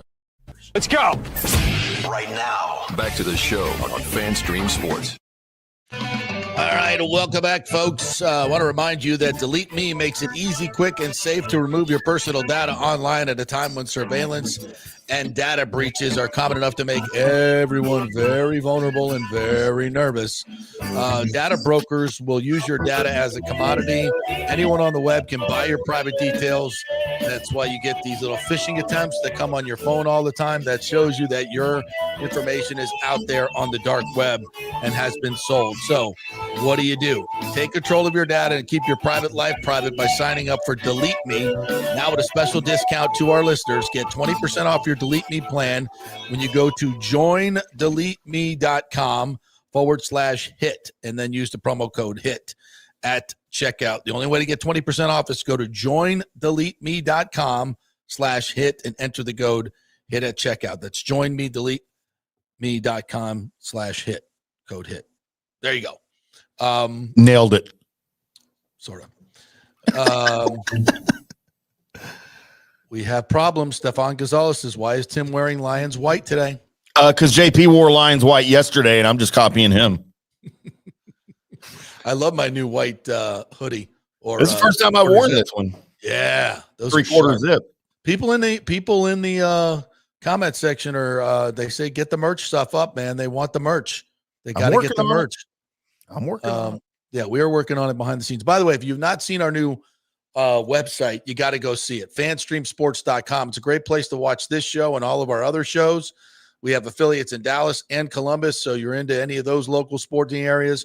The way we cover Tampa Bay sports, we cover Dallas and Columbus as well, FanStream Sports Ohio. So we're growing. Our website is growing. If you want to join us, you can email JP at the jppetersonshow.com or info@fanstreamsports.com. Either one of those. And you can get sponsorship information. You can get investor information if you'd like that as well, because we are currently looking for investors as well. So if you want to become part of this incredible company, or you got lots of cash and you want to own it, we can have a discussion. Yeah, we can have a discussion. But we'd love for you to be a part of the movement. More than anything, check out the website and please like and subscribe all our social medias as well, because it's hard to find independent media these days, folks. If you want independent media for discussions that you will not hear on other places, this is the place to come. And we don't have a paywall for our local website. So if you want to read local stories that Timmy is writing and we are talking about each and every day, check it out, fanstreamsports.com. All right.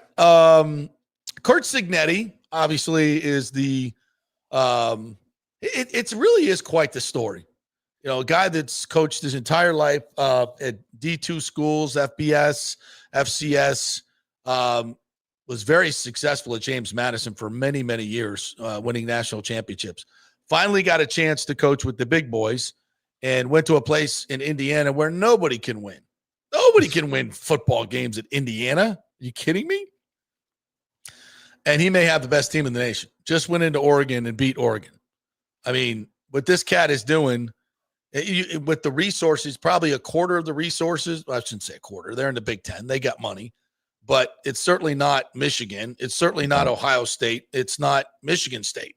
It's none of that. It's Indiana, who's had a history of losing football games at an alarming rate over their history. They've never been good. It's always been a basketball school. Here comes Curt Cignetti. Now, how long will he stay there? I don't know. 65 years old. Maybe he just wants to make a point and stay in Indiana forever and beat up on the big boys. He might just want, or he might just take the incredible amount of riches that Penn State, I'm sure, is offering and go to Happy Valley and have every resource and branding that you could ever use. And if I were Penn State, he'd be number one on my list. That's for damn sure. So here's he was on with Joel Klatt yesterday, and here's basically everybody wants to know what's your special sauce, your secret sauce. Here's Curt Cignetti. Very fortunate to have great consistency on my coaching staff. Yeah. My offensive coordinator and defensive coordinator, I hired as part-time coaches at the D2 level for about $8,000. And those guys have been with me, 11, 12 years. And that would be Bryant Haynes and Mike Shanahan. And Grant Kane, my special teams coordinator, has been with me about 6, 7 years. And, we're in the top 5 in the country lately at the end of the year, in teams. And we've been really, really good this season. But a number of other people in the organization have been with me a long time. So they know how we do things. They know how I am, the expectation level. I try to keep those guys fresh. When we're in here, we're efficient, we're organized, we're working, we don't waste time. And when we're done, I tell them go home. And I'm the same way with the team in meetings and on a practice field. We're a really short practice operation. We'll have about a 35-minute walkthrough on Mondays, and on Fridays we'll have about a 25-minute walkthrough. Wow. And Tuesday through Thursday, we're on that field about hour 35, hour 40 minutes and off, because I just believe in keeping people fresh and healthy. Yeah. And the better people feel physically, the better they're going to be mentally too. So there's a lot that goes into it, but it's done with people. And, we have great people. Does that sound like a guy that's in charge of his program? Yeah, knows exactly what's going on. There's a lot there. And I love these stories of success because it's so elusive. Especially in college football, we throw money at these programs like it's crazy money. We got to get this service, this recruiting service, that recruiting service, this, hot tub, this cold tub, this trainer, this, that. Everything, everybody's searching for it. And this guy goes back to, oh yeah, I got a bunch of coaches that have been with me for a while and we do short practices and keep it simple. That's what I heard. Consistency wins. And this is something that we've talked about that doesn't win. And that's churning over your roster every year, 30, 40, 50, 60 guys like FSU has been doing. It doesn't win. And churning over coaching staffs doesn't win. Consistency wins in pro football and in college football. And they have systems that they do.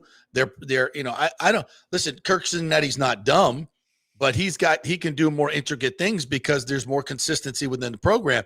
Guys back in the day, and I reference FSU because I worked there and I know the inner workings of why they were so successful. Bobby kept his coaching staff together for most of those 14 years. There was very little movement on the coaching staff because they loved the atmosphere in which they were working, where Bobby would not, have them, he'd kick them out at 5, 6 o'clock. That's what Cignetti does too. Yeah. He doesn't have his coaches there till 11 o'clock at night breaking down film. A lot of these guys overthink it, and what it does is it confuses your players. Tony White was talking about that as the DC. It's like, week 1, we knew what we were doing. Our guys were flying around. They weren't thinking. Since then, we're doing game plans and changing things, and guys just don't know what the hell they're doing, and they're playing slow. And they're not, and that's up to the coach. The coach has got to know how much your players can take and how much it starts getting. So sure, you may be able to draw something up on the chalkboard that gives you an advantage here or there, but if you can't execute and implement it in the game, it's worthless. It's worthless. And this is great coaches like Cignetti know this, and they understand it. And they get their guys to play fast and free in systems that, they can manipulate if they need to make adjustments, but they don't have to be super complicated. I think that was one of John Gruden's issues. John knows so much about offensive football.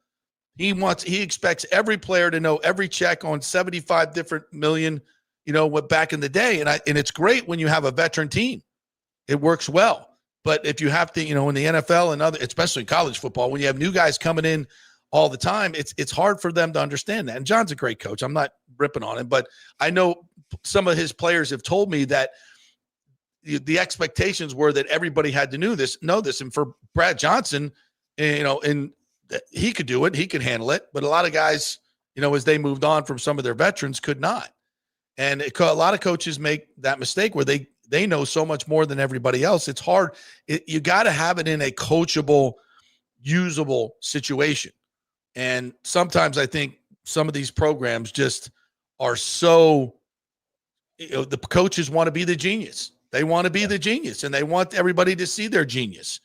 Well, the genius is in the W's and L's, and Kurt Cignetti doesn't have to show everybody that he knows 17 different multiple. He does, by the way. He does. Yeah. But he's smart enough to know I can't put that on my players. That's got to be on me. So let me figure out how to change my schemes and keep them simple enough to be able to use that chessboard in a real game. And I think he's as good at it as anybody. And keeping consistency in your coaching staff will help you do that. But you also got to be consistently good. So I'm just fascinated by the whole process, and to hear him talk about it in that way, and so many of these coaches, we got to grind, we got to get more time, no, keep it simple can sometimes be really good. All right. What else? I want to get to the Lightning. They got the 2-game stretch coming up this weekend at Detroit and Columbus. I think that's right. So they go back on the road. Looks like, the addition of J.J. Moser coming back from the stupid suspension certainly helped in the last couple of games. So I'm interested to see what they look like. They also sent Phoenix Copley, the goalie, back to the L.A. Kings, which tells us now they're very much more comfortable for whatever was going on with Vasi, that he's fine. And Vasi played really well the other day. So I'm not too worried about him. But Crozier is out now. He got hurt. So they'll probably bring up Declan Carlisle, I think, who impressed during preseason. So, they go at Detroit and at Columbus this weekend.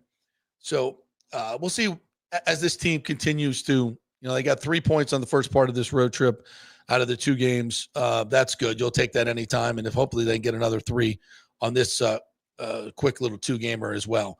So listen, it's early on for this hockey team. I'm not going to panic. The first 2 games were awful. Let's just be honest about that. It wasn't. I saw a lot of and heard a lot of we're really talented, we're really good, and we know that. We just have to play better and be. And I think moving the lines around, Cooper getting a little heated in the last game was something that really needed to be done to shake them up a little bit. So I like that, and I'm interested to see how they play this weekend. So Steven Stamkos, I'm going to try to find this piece here. Steven Stamkos spoke with Pierre LeBrun from The Athletic and had a very wide-ranging interview on his departure.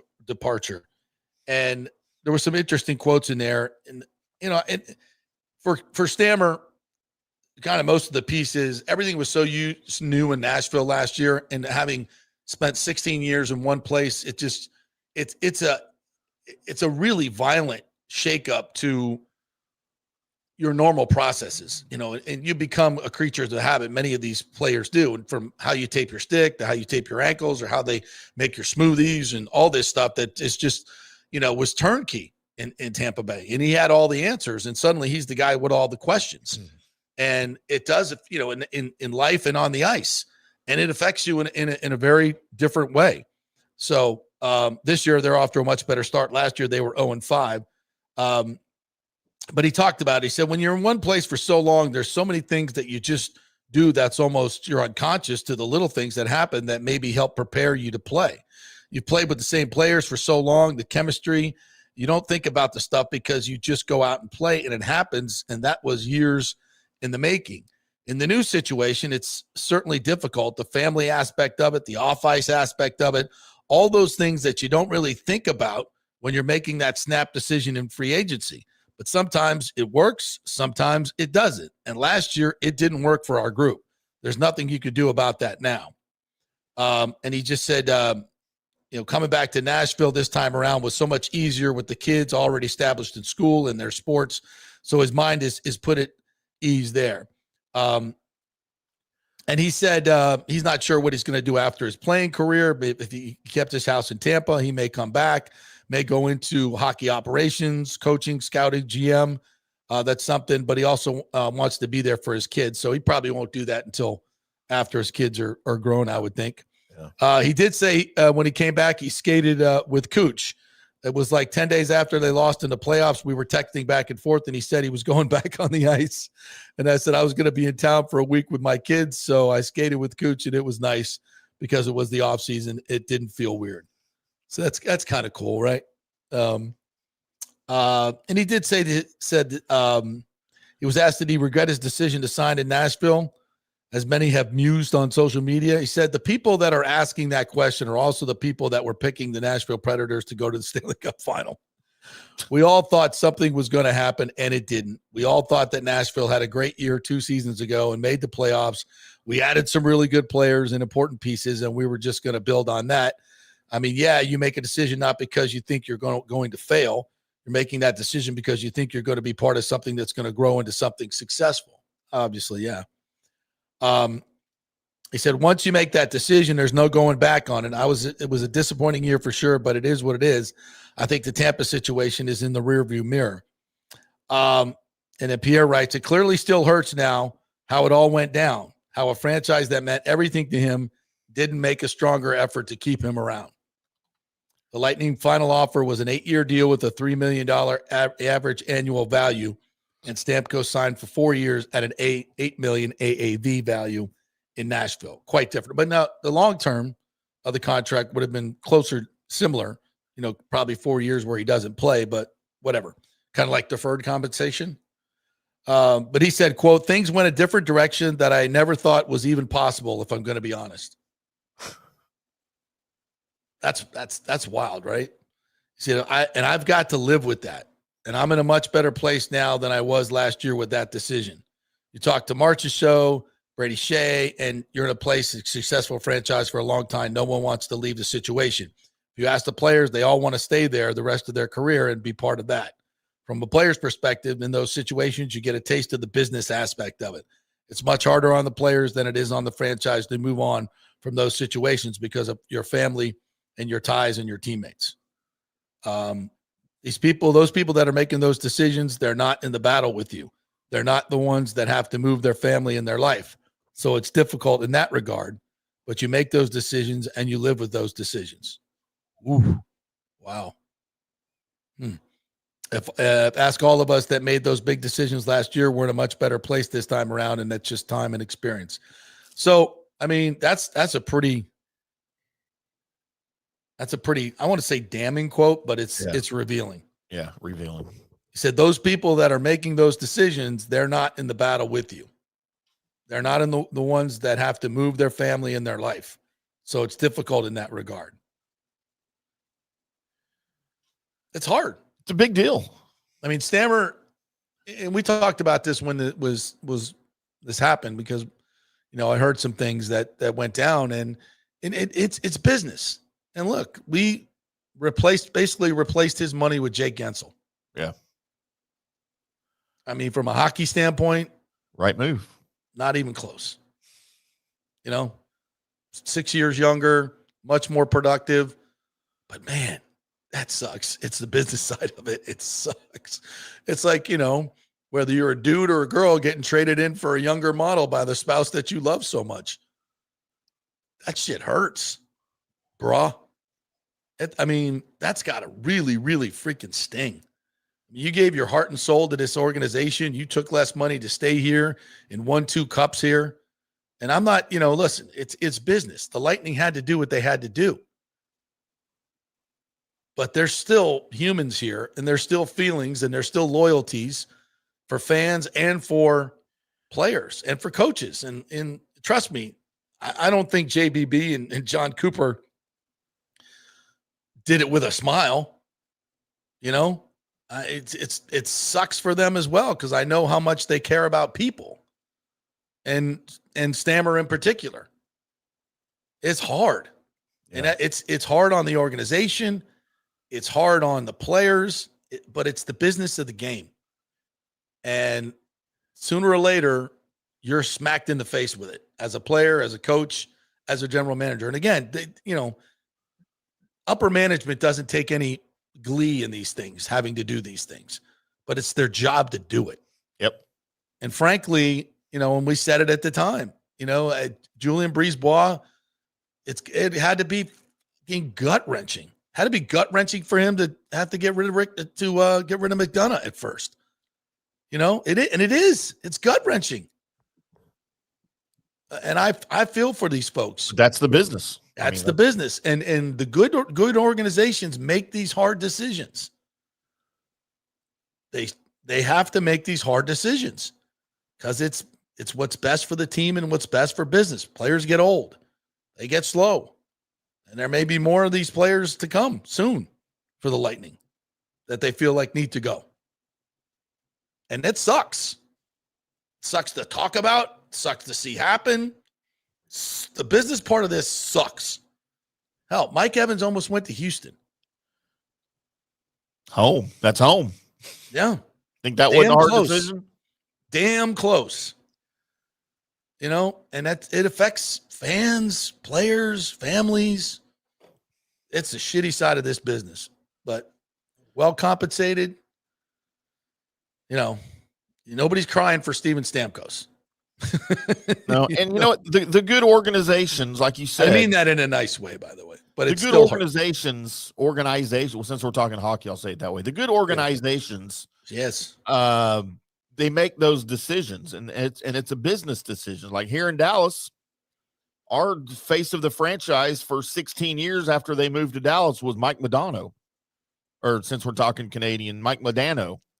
And same situation with Stamkos. His numbers were falling. His salary was high. They made a business decision not to re-sign him in 2010. And he goes and plays for a year in Detroit, the most hated rival of Stars fans in Detroit, but that's where he's from. So we got to watch that, for a year, and it was gut wrenching for the fans. It was gut wrenching for the organization, I'm sure, but it worked out best for the Stars. It worked, then Jamie Benn kind of became a big deal out of Mike Modano's shadow. And it's, we didn't win a cup in 2010 or anything, but the team was better, and Mike knew it was coming. And now he's part of the front office in Dallas, so it's, I could see Stammer coming back in back. every sport at some point. I can see Stammer coming back. Yeah. Being part of the Lightning, just like Pat Maroon did. But there's some scars there, though. There's some scar tissue. Ain't no doubt about it. And then you have the other decisions when after Brett Hull retired, who, of course, I don't know that he's associated with the Stars a lot. Obviously he won a cup here, but I still associate him with the Blues. But after he retired from hockey, he wanted to come back to Dallas and live in Dallas and work for the organization. But they didn't really have a spot for him. So they hired him and gave him the title, JP, Ambassador of Fun. I think that's what Pat Maroon's title is as well. And if you know Brett Hull, if you spent any time with Brett Hull, that is the most fitting title for any front office position that he would ever hold. It was great. That's awesome. That's perfect. Yeah. A couple more comments here before we get out of here. Alex Nutt says, why are we approving Yankee Stadium funding knowing they're trying to approve a Rays stadium around the same area? Makes no sense. Yeah. The Yankees facility, they are going to give $18 million for. The county, I believe, approved this for upgrades to Steinbrenner Field renovations. And I think lighting system that will start with the lighting system for sure. Yeah, that's the timing is weird on that. The timing is really weird on that. The Yankees have put some money into the facility as well. I don't know exactly where the 18 million infrastructure is going. But yeah, when there's going to be, or maybe, a presentation or a proposal on the board for that whole area to be redone anyway with the new baseball stadium. And by the way, I see a lot of people saying, oh, how in the hell can you have the Yankees minor league playing right next door to a major league game? A major league first facility. These are two totally different audiences, folks. They're not playing at the same time. Well, it's a single A Tampa Tarpons, and no disrespect to the Tampa Tarpons, but that they get like 500 fans, and it's mostly friends and family. There's not this large group of Yankee fans that love to come watch single A baseball in the heat at Steinbrenner Field in the summer. I don't. It's not a thing.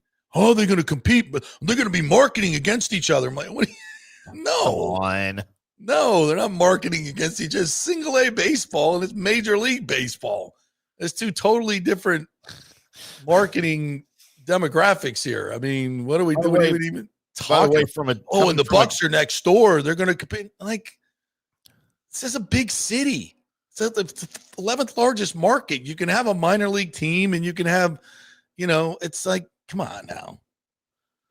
Coming from a dude who's lived in Texas since 1973 for the most part, JP, what the hell is a tarpon? Is that a fish? Yeah, it's a fish. You don't know what a tarpon is? Never heard of a tarpon in my life. Oh my God, the tarpon is one of the great game fish of all time. Okay, it's an incredible experience to catch a tarpon. It takes an hour to freaking bring these things in. They're mammoths. They're like the small ones are 90 pounds.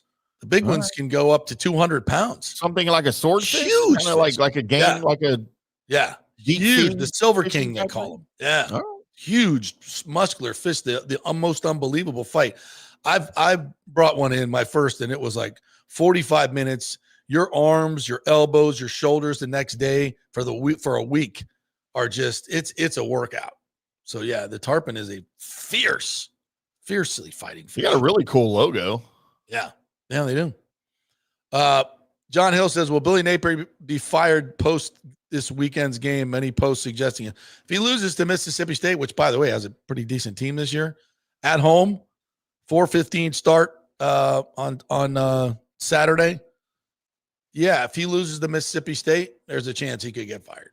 But if he doesn't lose to Mississippi State, he's going to lose to Georgia in the next week. I shouldn't say that because Florida's roster is good enough to beat anybody. They are. They wallop Texas. And Texas has an incredible 5-star filled roster. It's coaching, it's matchups, it's play calling, it's motivation, all these things that go into winning these games. But Florida's their roster is not going to be overrun by Mississippi State, certainly, and not by Georgia either. Nick Saban said it. Florida has one of the most talented rosters in football. Their coaching staff is not good. Billy Napier is not a good game coach. He's not. He doesn't know how to manage games. He's a terrible play caller. He ain't long for that. They're going to be changing coaches. And I think by the end of the year, Florida State and Florida, probably more Florida because his buyout's $20 million. Norvell's is $63. Norvell will definitely have to super flop. If he loses 6 or if he goes 6-6, there's a chance he gets fired. But I don't know. I'm doing my research with the big money Seminole boosters. I did one call last night. Kind of didn't learn much, to be quite honest. So I will continue my journey. I can tell you this: they're not happy, obviously, with Norvell. But I don't know if anybody's gotten to the point of taking their money away from the program. So, which is where that's when guys get fired. JP, Michael LaRue posted this earlier today. Billy Napier has been pre-fired according to multiple. What the hell does that mean? What is pre-fired? He's already been told that services will no longer be needed, but we don't want to fire you in the middle of the season publicly because we don't want your assistant coaches running for the life rafts and everything else. If that's true, that's a really dumb move. No program does that. No. This is what's so weird about the college football calendar now is it's a weird situation. You got to get out in front to get the best candidates. The James Franklin sweepstakes is on. Yeah. So we shall see. All right. Great show today, my friend Timmy. Thank you very much. Thanks to Joey Johnston, USF sideline reporter, for joining us as we previewed the homecoming game with FAU. Get your butts out there. Also, Josh Queipo, great film breakdown of the Buccaneers as we looked ahead to the Lions. If you missed any of it, you can go back and watch it on YouTube, on Twitter, on Facebook, or listen as a podcast on Apple, Spotify, wherever you get your podcast. Have a great day, everybody. I'm going over to talk to the Bucs. We'll see you tomorrow.